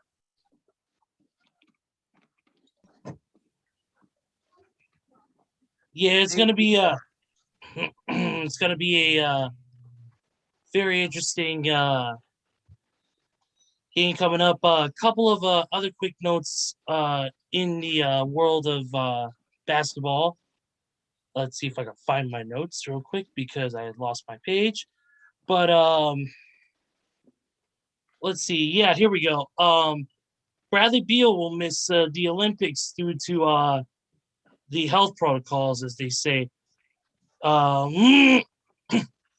He said he would miss the Olympics after being placed into health and Huh? safety protocols, and the U.S. men's basketball team said it will replace him on its roster at a later date. He's, also Jeremy Grant has he's also been played in health and safety protocols as well. Jeremy Grant is out of an abundance of caution. So already some issues going on with the health and safety stuff out in with this Olympics coming up. We talk about it all the time. We talked about it before in the past about the Olympics and how we feel that it really shouldn't happen because and we understand it's the greatest competition in the entire world, between some of the greatest some of the greatest people, some of the greatest athletes in the world. But with the way the world is right now, the way COVID-19 has been running rampant, I feel like that, this really should happen. And the fact that they're having to shut down all the bars, all the restaurants, all the businesses, and put the entire country of Japan under a state of emergency to do these Olympics is a little bit I think it's a little bit too extreme because if you take a look, there's a lot of people now who are going to be out of work because they don't, you know. And I don't want to get into too much on it, but I'm just saying, to me, I feel like that with the Olympics, I feel like they should have just held off on it. Yes, and Hijacker will be joining us here in about 15 minutes. And Okay. just the simple fact that when they said that the Olympics were possibly going to still happen, I'm like, why? I understand it's too little, too late, honestly, because you're coming up on it. But they had plenty enough time because Japan's COVID crisis over there has been really bad. They're getting hit bad like we did last year. And to me, they should have held off the Olympics this year because some players aren't even playing the Olympics this year. And honestly, I don't blame them because you need to have those people that these people, they care about their health and they care about their safety, and they're not going to put their health at risk, with, COVID and all that stuff. And rightly so. And Japan should have held off with the Olympics this year and just canceled it outright because they've been getting hit by this COVID like we did last year with the pandemic and all that stuff. And I just think that they shouldn't have done it. They really shouldn't have done it. No, I agree. They really shouldn't have done it. And Sam is back with us after I apologize about that, guys. I have a little difficult here, and I'm back. You're good. Okay, you're good, man. You're good. We were just discussing a couple quick little things. Hijacker will be joining us in about 15 minutes, less than that now. So we were just we mentioned about the block by Giannis. Was one of the first things we talked about, how incredible that was. And I think that was one of the best moments of the entire NBA Finals and one of the best blocks I've ever seen in the NBA Finals, in my opinion. It was great. I was listening to a sports show this morning, and they was like, people like, oh, that's one of the best block I ever seen. And people like, put your brakes. It was a game 4 block. We had to see that. It wasn't LeBron. It wasn't LeBron. Yeah, it wasn't LeBron James. It was like the LeBron James, the greatest block ever in a final because it was in the critical game 7. Every point in that game was critical, and he have a great block. But Giannis, oh my God, it was great. The block was great, but this is not game 7. This was game 4. Game 4, exactly. Yeah, freaking it'll be interesting to see how that goes. We were also talking about how Bradley Beal announced he was going to miss the Olympics because of the health and safety protocols with that. Bradley Beal's also playing, or not Bradley Beal, but Jeremy Grant is also playing in the health and safety protocol too, due to an abundance of caution. So, speaking of COVID-19, we're going to talk about when Hijacker gets here. The first game that they were supposed to do today to kick off the second half of the season between the Yankees and the Red Sox that was postponed earlier. We'll get into that when Hijacker gets here. And we'll talk about that in a second. But also, they announced that the NBA draft will take place at the Barclays Center in Brooklyn, New York on July 29th. Wow, a week after the NBA Finals concludes. No wasting time. Yep. So that's what's going to take place there. But you know what? Let's just go ahead and get right into. Let's talk a little baseball. Hijacker will be with us shortly. He can join us in on the conversation. Let's do it. Let's start with what I just mentioned, and that today was supposed to be the kickoff game, basically, of the second half of the Major League Baseball season between the Boston Red Sox and the New York Yankees. Well, it was announced earlier today that due to a positive test within the Yankees organization, the game between the Boston Red Sox and the Yankees has been postponed to allow the Red Sox to do contact tracing and further testing. So, what a way to kick off the second half of the season already with a postponed game. Yep. And there's people need to take precautions. Even though the world is opening up again, you still need to look at yourself as far as with this virus. Do you, and I'm not trying to get political here on this show, but if you want, even if you get the virus, if you had the vaccine, it can possibly help you sustain COVID because there's been musicians that have had it and have been fully vaccinated, like Trivium's lead singer, Matt, what's his last name? Heafy. Thank you. Matt Heafy had the virus, but he also was fully vaccinated. Ricky Rocket of Poison. Correct. He had the virus and was fully vaccinated, but by having the vaccine, it gave them, even though they still felt bad, it fought the virus off a lot better than if they weren't vaccinated. Giving us the extra boost that you need. Exactly. Because by having the extra boost, it helps fight these viruses better. That's why we have vaccines for stuff. They don't work. It doesn't mean it's going to work 100%. You're not fully bulletproof in this stuff.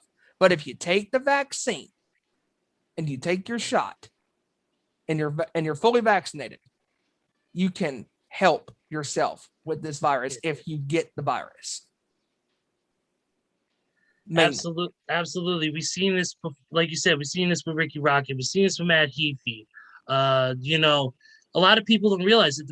I don't want to get too political or go too much on this anyways, but just people need to realize it's a vaccine. It's not an antidote. It's not a cure. It's not going to, you're still going to get the virus, but the effects of it are going to be severely lessened. Ricky Rocket said he felt a little bad, he felt terrible, but he didn't feel like he was on the verge of death.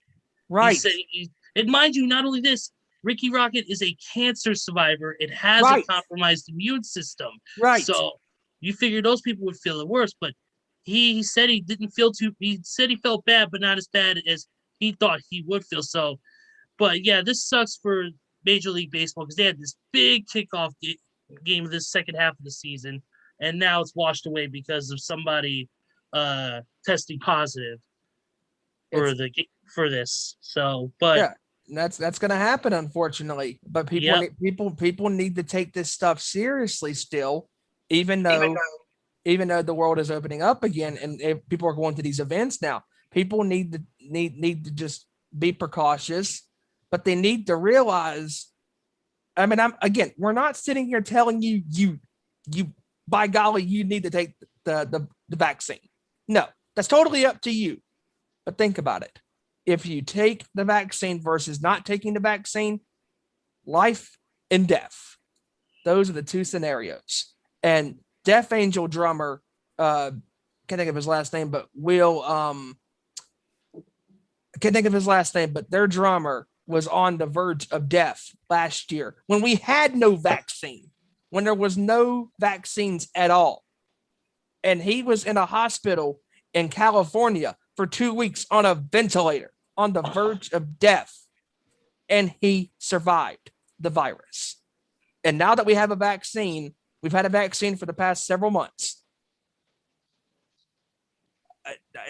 Again, sorry to get political, a little political here, but take the shot if you want to protect yourself from the virus. As far as like the severity of it, you still may whip your ass a little bit, but it's up to you. We're not pushing this. It's up to you. Yeah, but if it was up to me, I'd take it.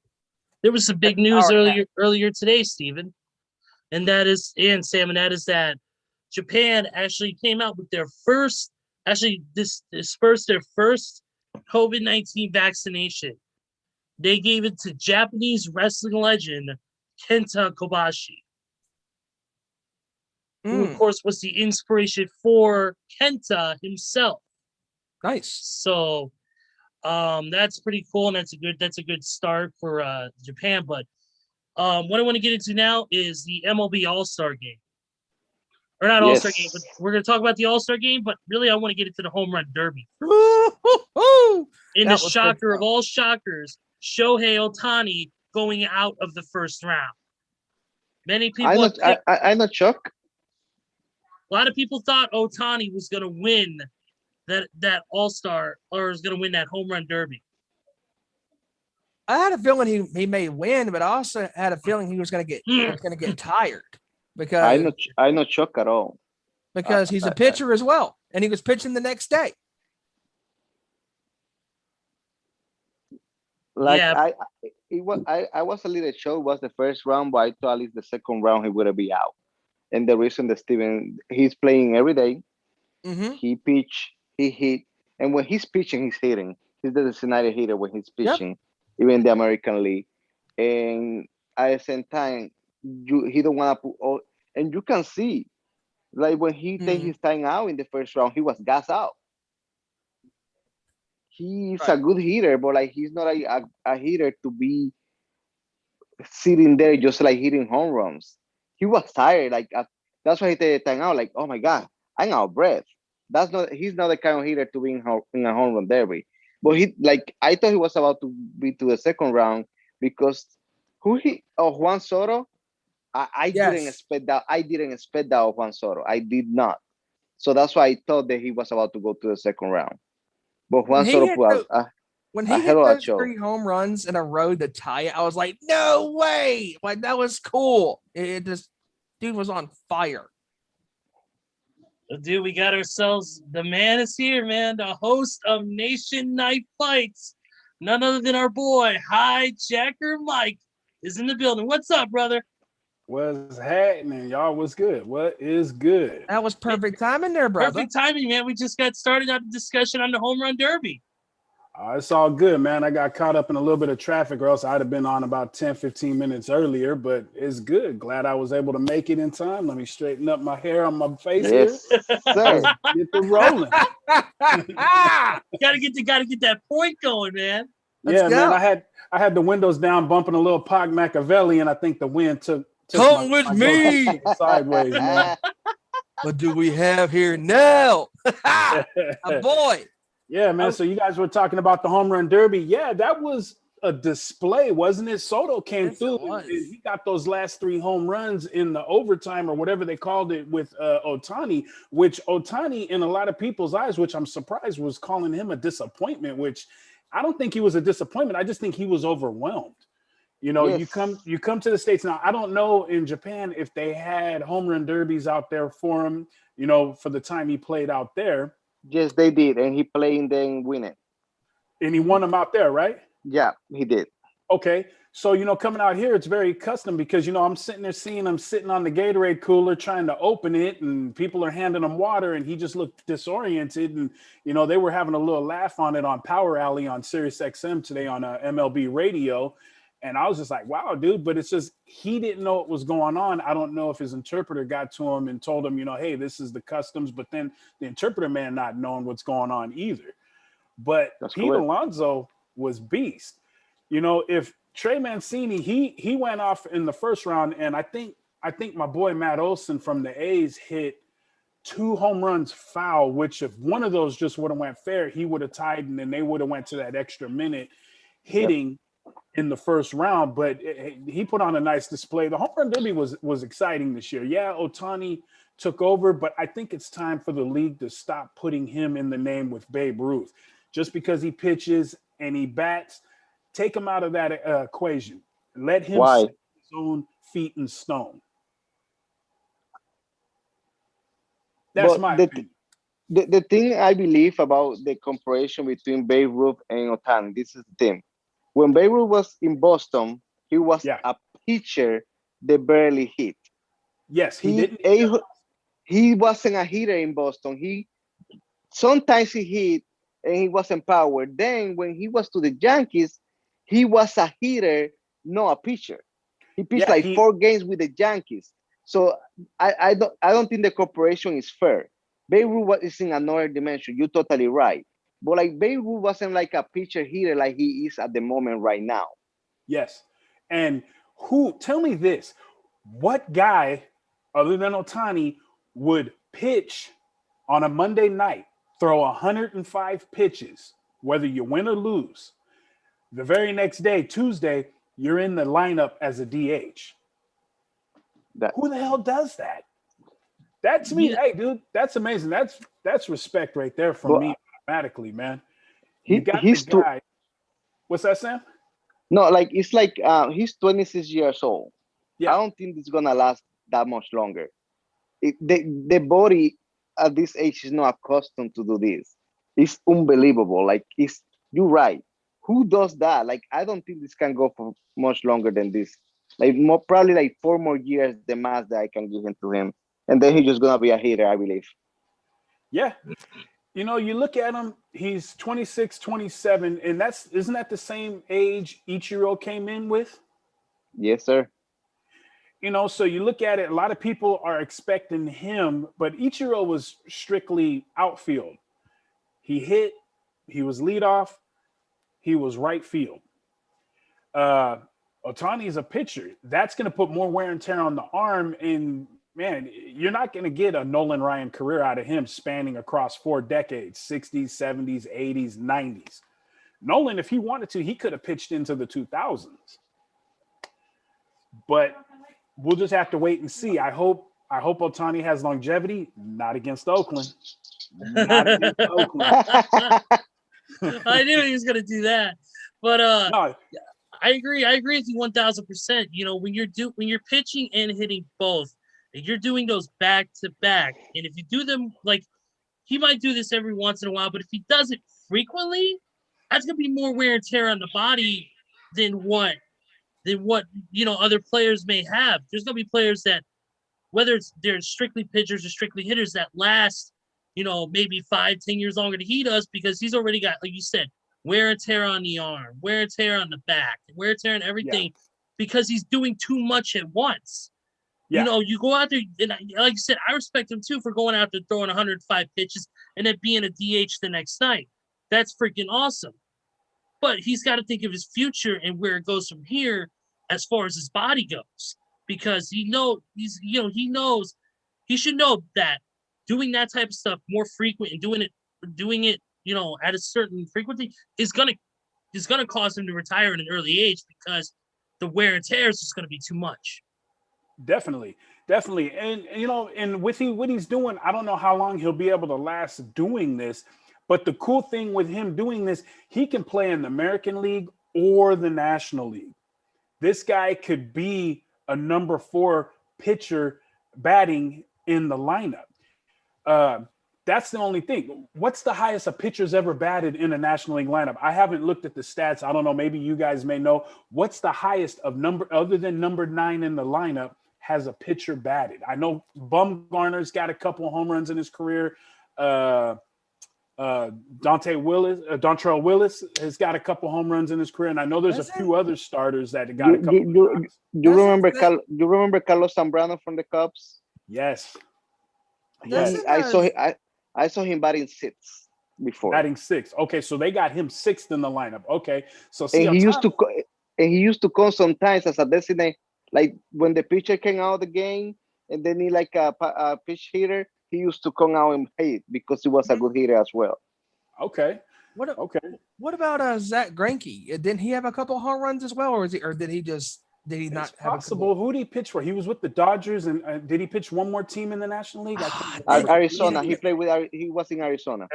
Okay. Arizona. That's right. Yep. He could have, because he's been pitching in the league for what, about 15 years now? Something like that. Yeah. Yeah. So it's what's that?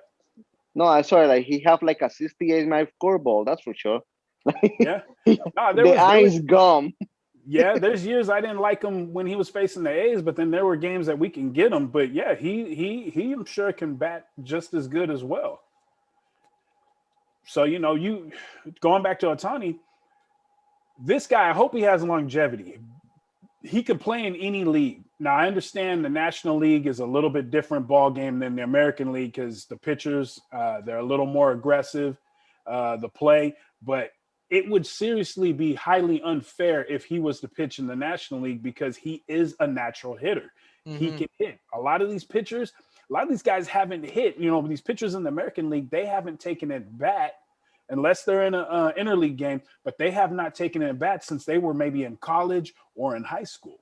So when you see guys up sometimes there, even high school. Yeah. So when you see them up there, man, there's a couple of guys on the A's. You look at them and say, shit, man, we need them in the lineup to pitch, but we need someone to get them at the plate because, you got a runner on second and third, and you want a Matt Chapman, a Matt Olson, coming up to get you a hit somewhere. But you got the pitcher up there just flailing at pitches outside the zone that are balls, and the pitcher that's on the mound knows he can nail them because they're going to just flail their bat at any pitch thrown at him. But that guy, yeah, he's a badass, man. He's a badass. And on to the actual All-Star game real quick. Yeah. Vlad stole the show. Everybody was expecting Ohtani, and that's where a lot of disappointment came, was everybody was doing the Ohtani show, but it's like, it didn't come down to him. It came down to Vlad Guerrero Jr., man. This dude, I was looking at it. It was him and his dad, and there was two other sets of father and son deals that hit home runs in the All-Star game. Barry Bonds and his dad, and Ken Griffey. Barry and Bobby. Jr. and Ken Griffey Sr. That's it. They're both Kens, yes. So 3 sets of father and sons that hit home runs in the actual All-Star game. That's gangster, man. You can't beat that. Like in the history of baseball, this is the thing. I don't understand why people are disappointing Ohtani. He having a great season. Oh yeah. The All-Star game is one game. So do you telling me that every time that he go to game, he go 4 for 4 with 4 home runs? No, he play a game, he go 4 for nothing and 2 strikeouts. It's one game. And you facing the best pitchers in the league. Definitely. You're not going your hardest in that game. You're not going your hardest. You're out there having fun. You don't want to get hurt. Exactly. It's like the Pro Bowl in the NFL. Who the hell wants to go out there and nail another guy in a game for fun? You want to play in the All-Star game. Yeah, you want to be in the Pro Bowl. Yeah, you want to show that, hey, man, I was one of the best in the league this season. But you don't want to go in there and have a career-ending, season-ending, or even be put on the bench for a couple of weeks from a game that everybody's just out having fun saying, hey, we're the greatest of the greatest. Out of 700 players in the league, us 100 are the top. And it's funny that you say that, Hijacker, because I remember when I get really into football, I love football now. When I got really into football, I couldn't wait to see the Pro Bowl. I said, oh my God, the best of the best are going to play. I was so excited, and I saw it was a joke. And it's like, oh, it wasn't like a joke, but it's like this guy take the ball from you and touchdown, and you give him a high five. Like, what the hell? Like, hey, that's a good catch. Like, no, you guys playing against each other. So I never saw a Pro Bowl after that. I was really disappointed. So it's kind of funny that you say that, because I was expecting like a competitive game with the greatest players in the planet. So it's like, oh. Definitely. See, this is my thing. They need to, I don't know what league does it. Maybe, Steven, you can help me out on this. The All-Star game, whether it's NBA, NHL, NFL, Major League Baseball, is there any implications for the winner of any All-Star games? With the exception of the MLB, no, because NBA doesn't have any implications on their games, or the NFL or the NHL. No, it's just bragging rights, basically.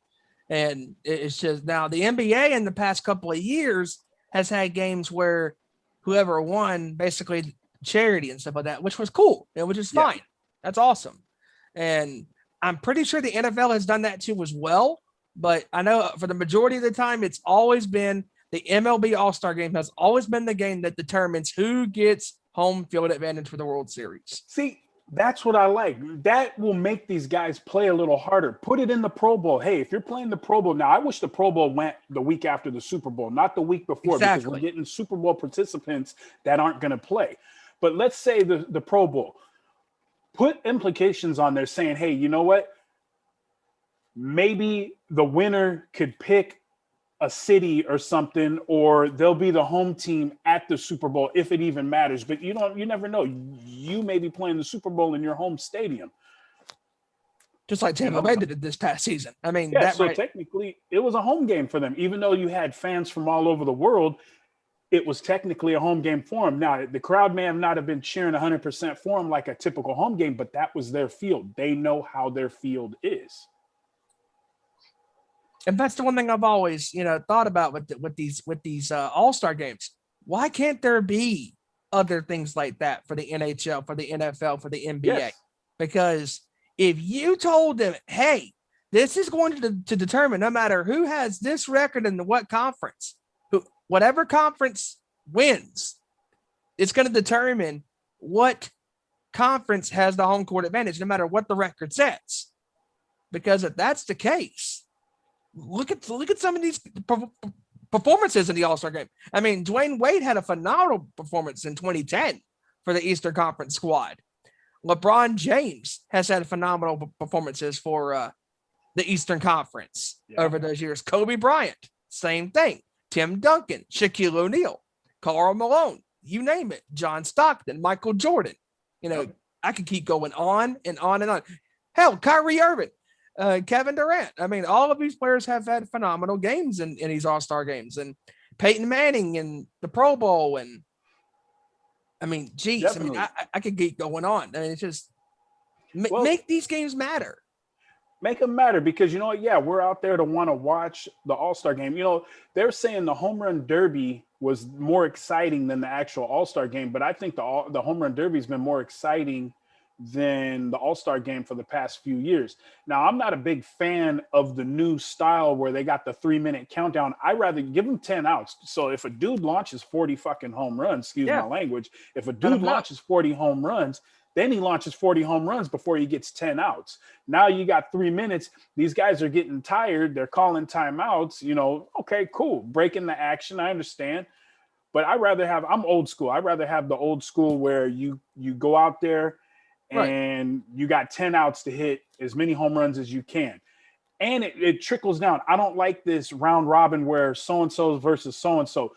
Put everybody in the lineup. You got 8 guys. Whatever 4 hits the most home runs moves on to the next round. Right. Then whoever hits the most home runs out of those 2 out of 4, then you're in the finals.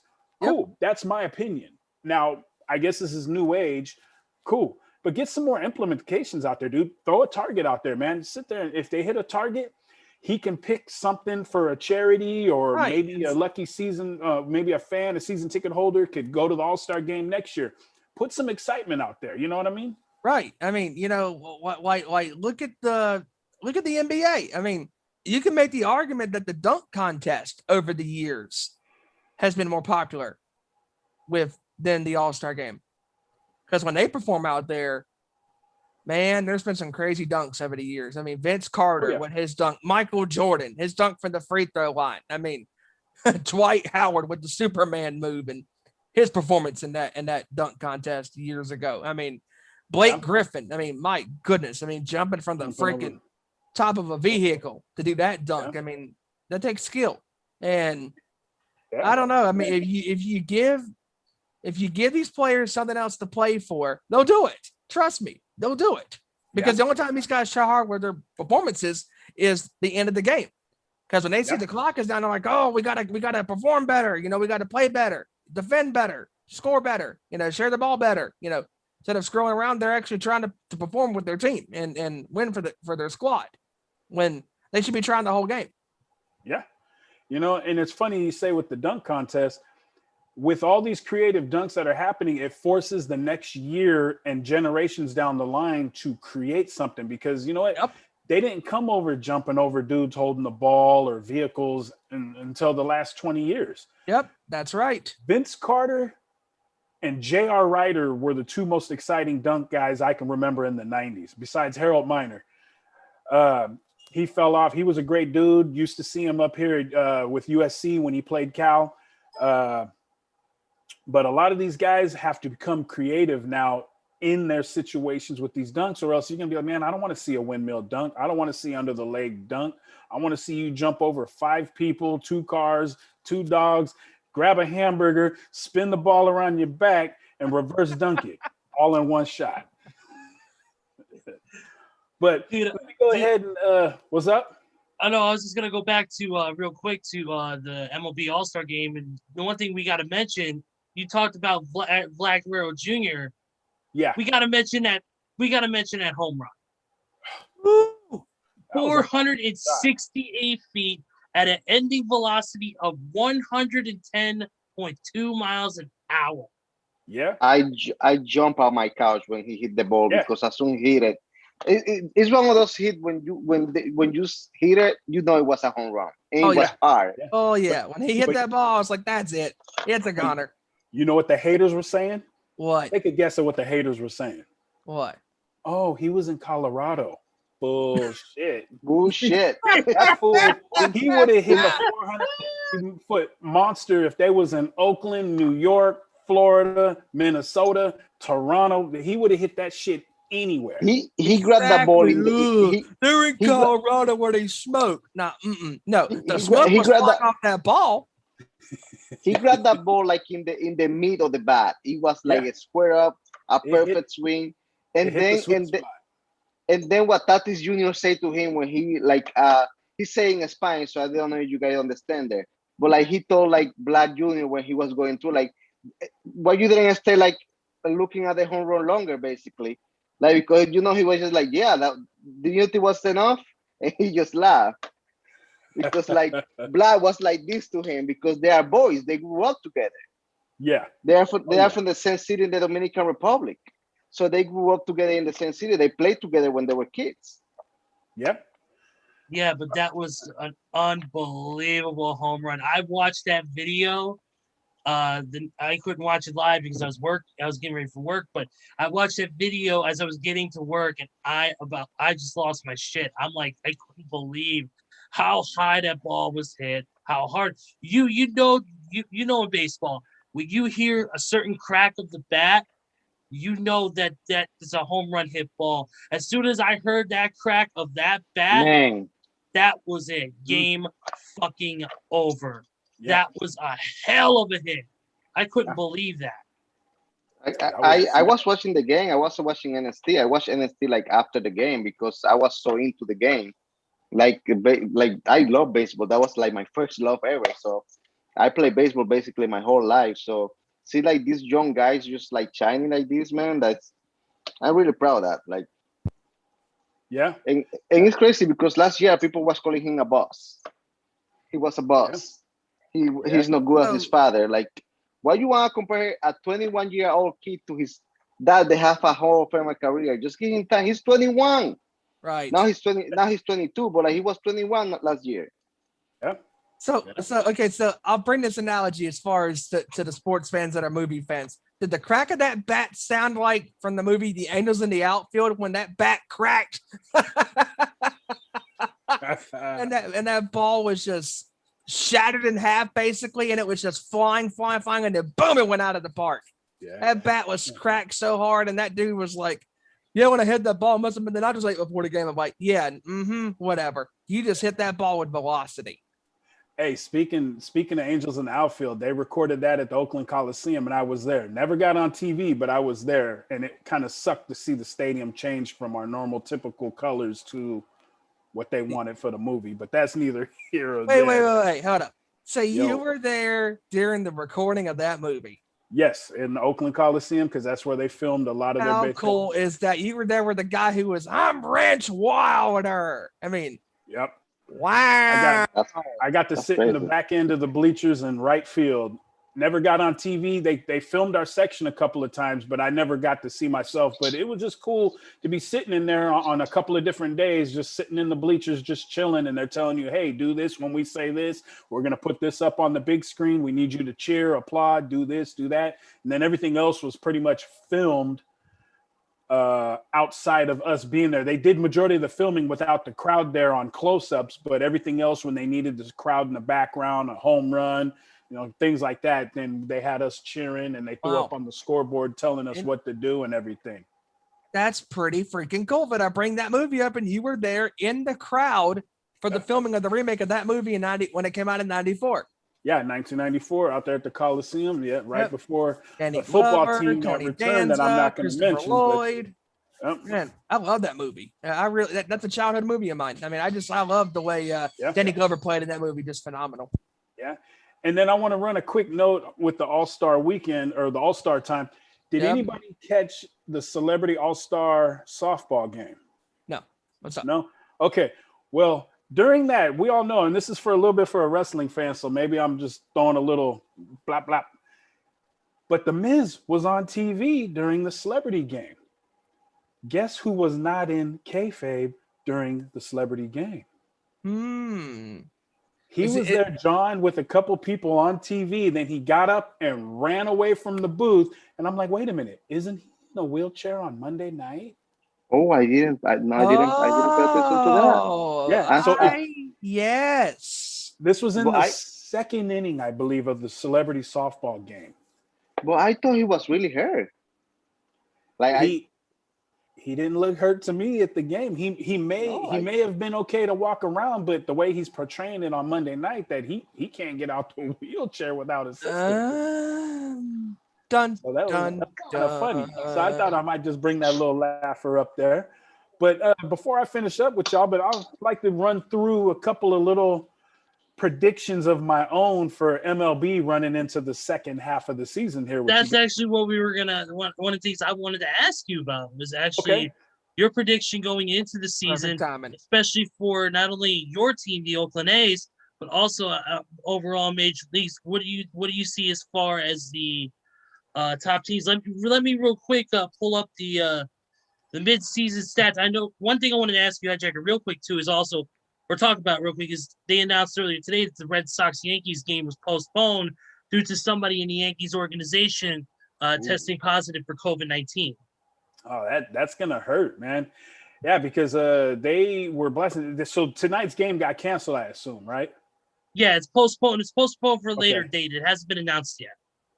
Okay, so yeah, that hurts because that's a big rivalry there that's been going on for 100 years, man. And basically, yeah. I see. Let me take a look at the standings here. I know New York is not doing so well right now, but they're not. Hold on. Hijacker, I don't mean to interrupt you, but there's been a breaking trade made here in Major League Baseball, and I'm not talking about NFL where Cam got traded to the New York Giants, but we are. But no, this is the Braves have traded a minor league first baseman named Bryce Ball to the Cubs for Jock Peterson. Whoa! Okay. That is huge for Atlanta. Okay. Jock Peterson. Yeah. Wow. Yeah, that just literally broke not even a few minutes ago. Oh, okay. Well, I guess they're making that run for the playoffs. Yeah, definitely. All right, Hijacker, go ahead and continue, brother. All right. Well, I'll jump on my team first here, the Oakland A's. We've been struggling as of lately. It sucks. We at one point were 5.5 games above Houston, and then all of a sudden, within a 3-week period, you see a 5.5 lead down, and we dropped all the way down to 5.5 back in a 3-week period. So that's like a 10-game swing right there that we were going 2-8 in 10-game stretch. Then all of a sudden we got it back up. We played Houston. I think we got 1 out of 3 from them. And right now I think we're sitting at 3.5. So we're not that bad, but we're struggling right now and we got to get our bullpen together. So I can see the A's making some kind of move for some bullpen help because I think we're fine with starters. Our starters can get a couple of our guys like Bassett, Frankie Montas from time to time, and Sherman. They can get us deep in the game, 6th, maybe 7th inning. But then when you got to leave 3 innings to your bullpen, that can be kind of tough because you can have one guy that's on, but then one guy off. That can ruin the whole thing. But as we go forward, my predictions, I see 2 guys in the league hitting over 50 home runs this year, and that's Vlad and Ohtani. I can see them going over 50 each for the season. I can see Tatis going 40 home runs, 40 stolen bases. And I think the Mets are in the mix of possibly a major trade. I can't put my finger on it, but I have a feeling they're going to go for a major trade somewhere down the line before the deadline. You guys have any thoughts on any of those I brought up right there? Well, I definitely agree with you on the fact that Ohtani and Vlad are going to make the 50 home run mark. That's easy. That's easy money right there, in my opinion. I don't agree with that. Look at this guy over here. Look at this guy. I'd be in the heel of the show now. Look at this guy. I don't agree with. I don't think they're gonna hit 50 home runs. Either or there. Like I believe, put my money on this. Marking paper that this is gonna be the home run leader of the National League. He's gonna hit 48.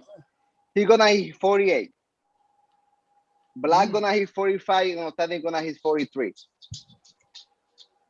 All right, then, buddy. I'll see you at the pay window. Ohtani have 32, so I'm gonna give him 45. Look at you! Look at you! Look at you! Put it on paper. Okay, we'll mark it down. Yeah, it's July 15th. Yeah, it's Dave LaGreca's birthday. This guy right here says that Ohtani is not going to hit the 50 home run home club. Well, I tell you what, on Dave LaGreca's birthday, I say Ohtani does hit the 50 home run mark. Woo! 40, oh, yeah. Look at this guy trying to be Bully Ray. Come on. But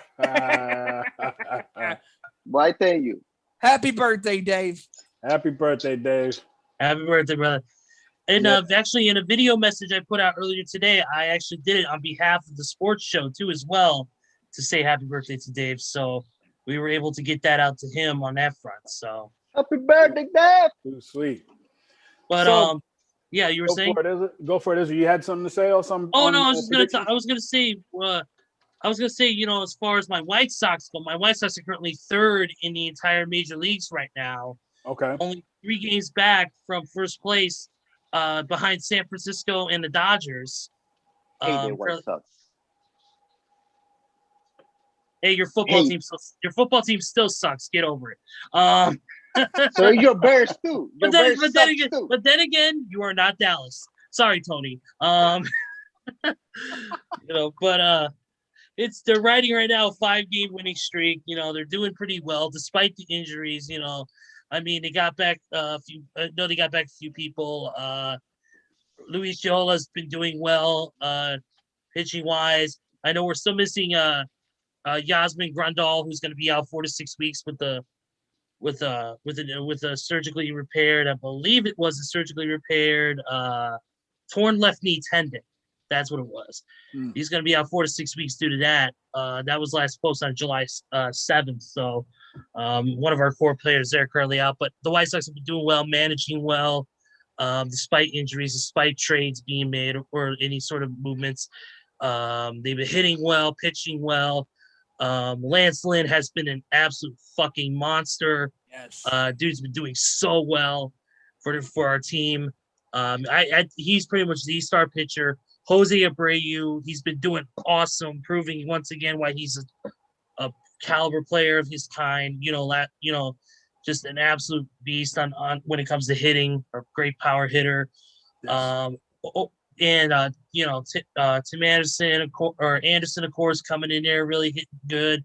All of our players are doing really well, and I think this, as far as my team goes, I think we can make the push. I just don't know if we're going to make. I don't think we're going to make first place because I think San Francisco, I think is just an absolute juggernaut right now. They've been killing it as of late, and while the lead between teams right now being 3 games, it is very slim.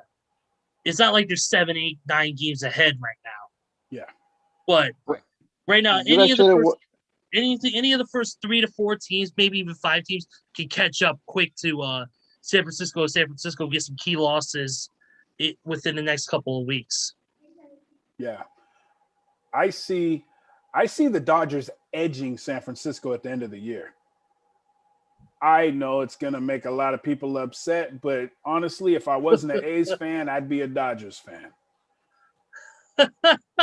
But I'll run down the line. I'll run down the line here real quick of each division who I think is going to take their division at the end of the year.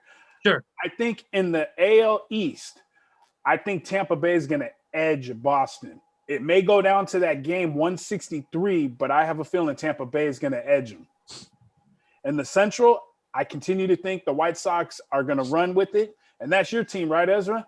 Yes, that's my team. I hope you fucking like Liam Hendricks because that was my road dog out here in Oakland, brother. Great dude.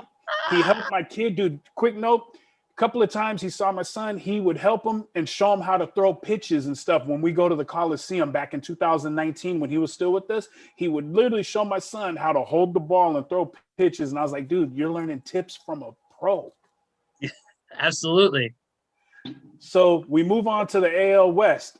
A's fan, yes, I want my team to win, but I have a feeling it's going to be down to them in Houston. But with the way Houston's playing right now, I hope they fizzle. But if they keep playing the way they are, I hope no trash cans are involved. I was fixing to say something like that, and Hijacker stole my thunder. Nice job there, brother. Not hard to steal thunder. I want my A's to win it, but it's going to be between them and Houston. A lot of people are sitting there saying the Angels are going to creep up, but that's remained to be seen.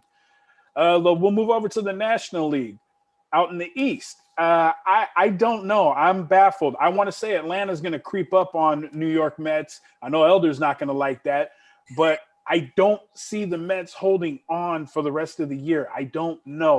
Just avoid getting on Zoom tonight unless you want an Elder rant from him.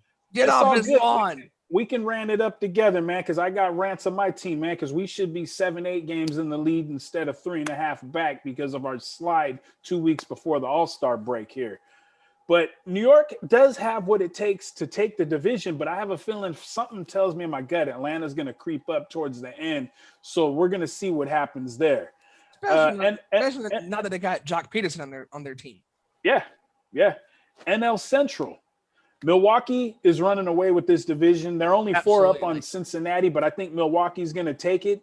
And then out here with me in the NL West, like I said, I see the Dodgers creeping up on San Francisco. I know it's going to be a battle. That might be another 163er, but I see LA taking that division myself personally.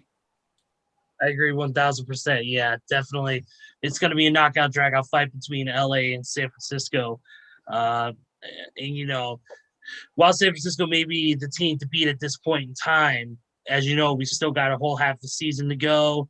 Yeah. Anything can happen, whether it be injuries, whether it could be big losses, key losses later on in the season that could turn the whole tide around for a team. So definitely it's gonna be very interesting to see what goes on at the end of the season. Yep, absolutely. Well, guys, I got to run. I got to take care of a few things. Thank you for having me on the show today to talk a little MLB baseball, All-Star Game, and Home Run Derby. Say, brother. Like I say, if it ain't Oakland, we ain't in it, brother. If it ain't Oakland, we ain't in it. Hijacker, before you go, what's up? Do you have an update on the return? Do you have another update on the return of Nation Night Fights?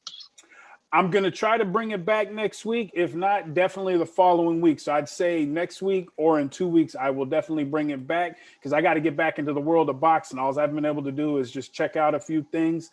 It looks like Tyson Fury and Deontay Wilder's fight is on, but I haven't seen a set date. It's looking like the 2nd or 3rd week of October. So they've been pushed to October. Okay. Like I said, I thought Oscar De La Hoya was going to be fighting, but I guess he's been pushing his stuff back too. So there's no telling with him. You know, all these legends coming back out for these little exhibition fights because they saw Tyson and Roy Jones Jr. last year. We're going to start seeing guys come out of retirement just to come get a payday and fight somebody, you know, kind of like Logan Paul and Mayweather, you know, and then Logan coming out saying, next time, give me another fight. I'm going to knock him out next time. Yeah, don't wish for something you can't handle, man. Oh, yes. Yeah, no. And also don't forget, Hijacker, August 29th is, I think it's August 29th or July 20th. Forget which one. It's going to be Tyron Woodley and Jake Paul going at it. Okay. Oh, yeah, they faced off yesterday. Yeah, they faced off yesterday. I mean, you've got one of the baddest dudes in welterweight MMA taking on that internet wannabe pissant. But and speaking of MMA, real quick, Hijacker, I know you got to go, but we got a big about one coming up too, right? There's UFC, they just announced UFC 266. Ruthless Robbie Lawler, Nick Diaz. Yes. At the September 25th at the T-Mobile Arena. It's going to take place. It's going to be part of a 3-fight main event card. That means there's going to be 5 or 6 matches, but the main 3 fights, 2 are title fights, and 1 is this big fight. That's the last time Nick Diaz fought was 6 years ago. Robbie Lawler's on a 5-fight win streak or loss streak, and they fought 17 years ago at UFC 47. Wow. Where they were underneath Chuck Liddell and Tito Ortiz in their very first fight against each other. Okay. And yeah, Nick Diaz won that fight by a knockout in the second round. Yeah, so we'll see some get back possibly here, especially if what's the other dude's name again? Robbie Lawler. Yeah, he's been fighting. You say he's on a 5-fight win streak? No, he lost his last 4, but he lost the last 4, but he has also lost 5 out of his last 6. Ooh, okay. But like I said, Nick Diaz has not fought in 6 years. Yeah, so that rust, that's going to be the equation right there. But it's still a money maker and a money grabber where people want to go see this fight happen. Absolutely, I agree with that. Hijacker, thank you so much for the time, brother. Appreciate it as always, man. Thank you for coming on. Appreciate it, brother. All right, y'all. Y'all have a good night. Thank you for having me. Until next time. Man. Y'all take it easy, brothers. Take it easy, my man. That was awesome, man. Hijacker joining us to talk a little baseball here. We're going to go ahead and actually wrap up the show, man. That was a lot of fun. It was a lot of fun. Real quick, first off, Sam, thank you for joining us again. Any final thoughts real quick before we call it evening? And like I always say, like this is always fun talking sport with friends. It's exciting, and I really value your opinion, guys. I'm glad that you guys have me in the show one more time. So it was awesome. It was fun. The time flies. Came through in the bullpen there, brother. Sam, and you delivered. And Sam, dude, you have an open invite. Anytime you want to come on the show and you want to talk to us about anything in the world of sports, you are more than welcome. You just let us know you're available, and we'll send you the Zoom link, my friend. Oh, damn. You just open the door, man. You're going to have me a lot. Dude, come on, man. Come on, man. You bring some great, intelligent insight. You know, you really do, and it's gonna help us too in the long run. But like I said, man, you have an open invite to anytime you want to come on. You just let us know, okay, brother? All right, man. Like next week I'm gonna be on vacation. I'm gonna be in Florida. So, but like after that, I will be creeping out a couple of weeks of the month for sure. Okay, cool, definitely. Steven, final thoughts from you? Once again, phenomenal show there, boys. Sam stepping up to the bullpen and coming in swinging for Kevin, who couldn't make it tonight. Hope he gets to be on the show with us hopefully next week or sometime soon. And phenomenal talking sports today with the NBA Finals still going on. And we are guaranteed, boys, 6 games. And, man, Game 5, Saturday night prime time, 9 o'clock Eastern Standard Time, 8 o'clock Central. That is going to be a game to check out because this right here can possibly determine the NBA champion, the Phoenix Suns or the Milwaukee Bucks. And the big news with Robbie Lawler and Nick Diaz fighting at UFC 266. A 20-year veteran in Lawler and Diaz, him being a veteran as well of the fight game, man, there is so much going on. And just, man, and this Sherman story, it's going to get crazy as we get more updates of this story. And we're just getting started with this story. I mean, we're going to have everybody covered, you know, obviously with what's going on in this world of sports, and the NFL should be starting up soon as far as training camps and all that stuff. And it's going to be a really interesting time in the next several weeks, man. Yep, absolutely. Always fun. You can follow our show on Twitter at @ON_sports show. And you can follow the Facebook page at Nations Sports Show. That's how you find us on the Facebook and the Twitter. Ezra, take us on, buddy. All right, definitely, guys. Thank you for joining us for this week's show. We appreciate everything from all of y'all. Once again, for Hijacker Mike, for Sam in Cleveland, and for Steven Wyatt here from North Kakalaki, I am Ezra from Indiana, and we will see you all next week on our Nation Sports Show. Take care, everybody. Good night.